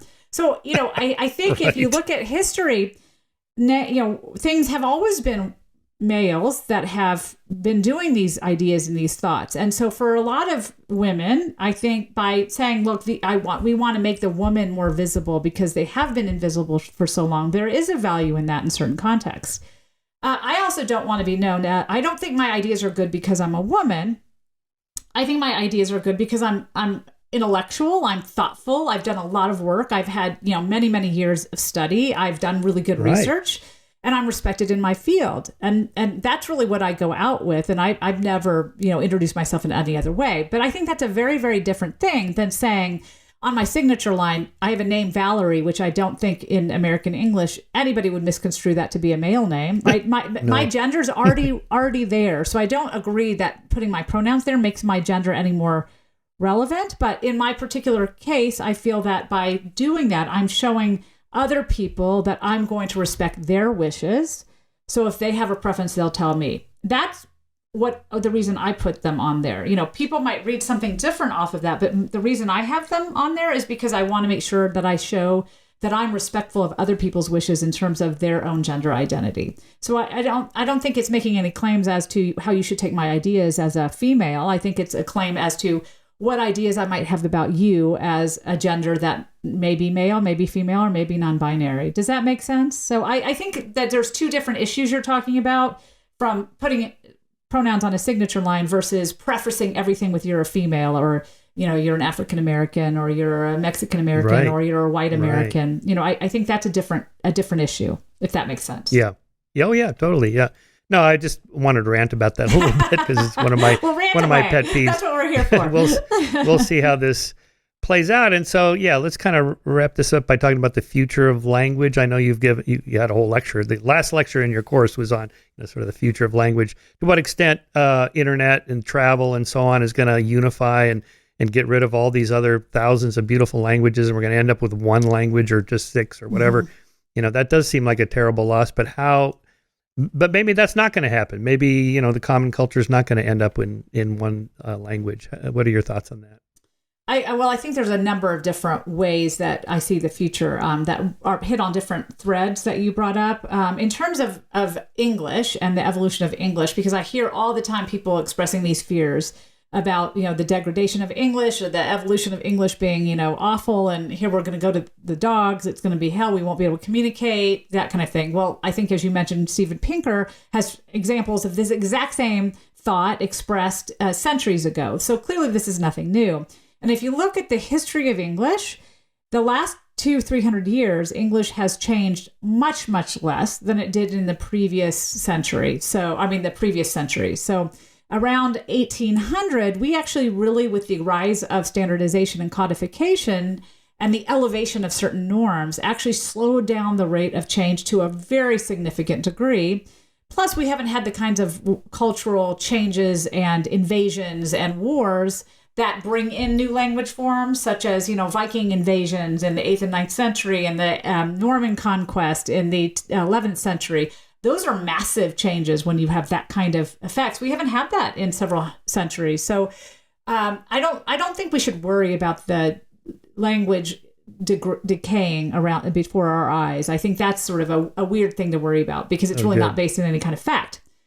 But what I do think we should worry about is as a general rule, linguistic diversity worldwide really being in danger. And that is something that transportation, the internet, globalization has really affected. So the massive changes this century have really made those kinds of language losses much more rapid. And what we do is we decrease, it's sort of like biological diversity. It's very, very similar. When you decrease biological diversity, you decrease positive benefits to the planet. When you decrease linguistic diversity, you do the very same thing. And, languages are dying at an incredible rate.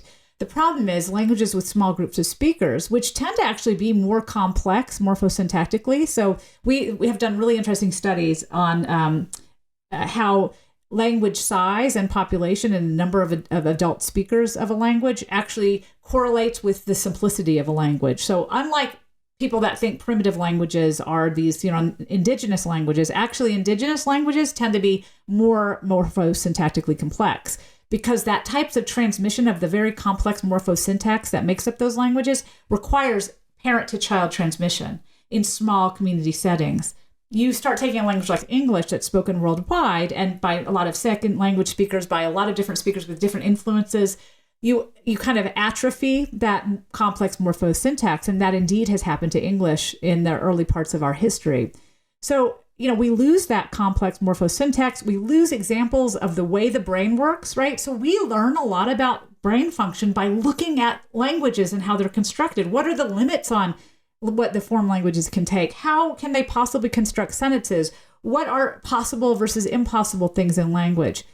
Well, we only can get really good answers to those questions if we have a diversity of languages to follow. And I think you also brought up, what's the evolution of language? Well, when you get rid of small indigenous languages, which often tend to have different evolutionary origins than some of the dominant languages around, we also lose that piece of that puzzle that forever. A lot of those languages are not recorded. They don't have grammars. Linguists have tried to get grammars written, but we don't have the data for those languages. So that is my greatest fear, is that we're losing linguistic diversity at an incredibly fast rate. And the internet actually speeds that up, because what happens with the internet, as more places on the planet get the internet, which is pretty much everywhere now, indigenous languages are smaller languages that don't have a lot of speakers, and they don't have a lot of data on the internet. They don't have a lot of language learning data for models to use. They get pushed out because anybody who is a speaker of those languages has to learn one of the dominant languages, because that's what the internet uses for data. And, ChatGPT and all these, Alexa, Siri, all of those are trained on large language models that are only comprised primarily of dominant majority mainstream languages. And so therefore you cannot access smaller languages, and not just indigenous languages, just languages that happen to be smaller, using the same resources in internet connectivity. So again, that contributes to language death over time. So I do think that all these changes, these rapid advancements in globalization, in transportation infrastructure, in internet access, has actually rapidly increased the death of many, many languages. So that's my greatest fear of what we'll lose. I don't fear losing English. I fear losing other languages. Well put. All right, Valerie, we just went 2 hours based only on the word like.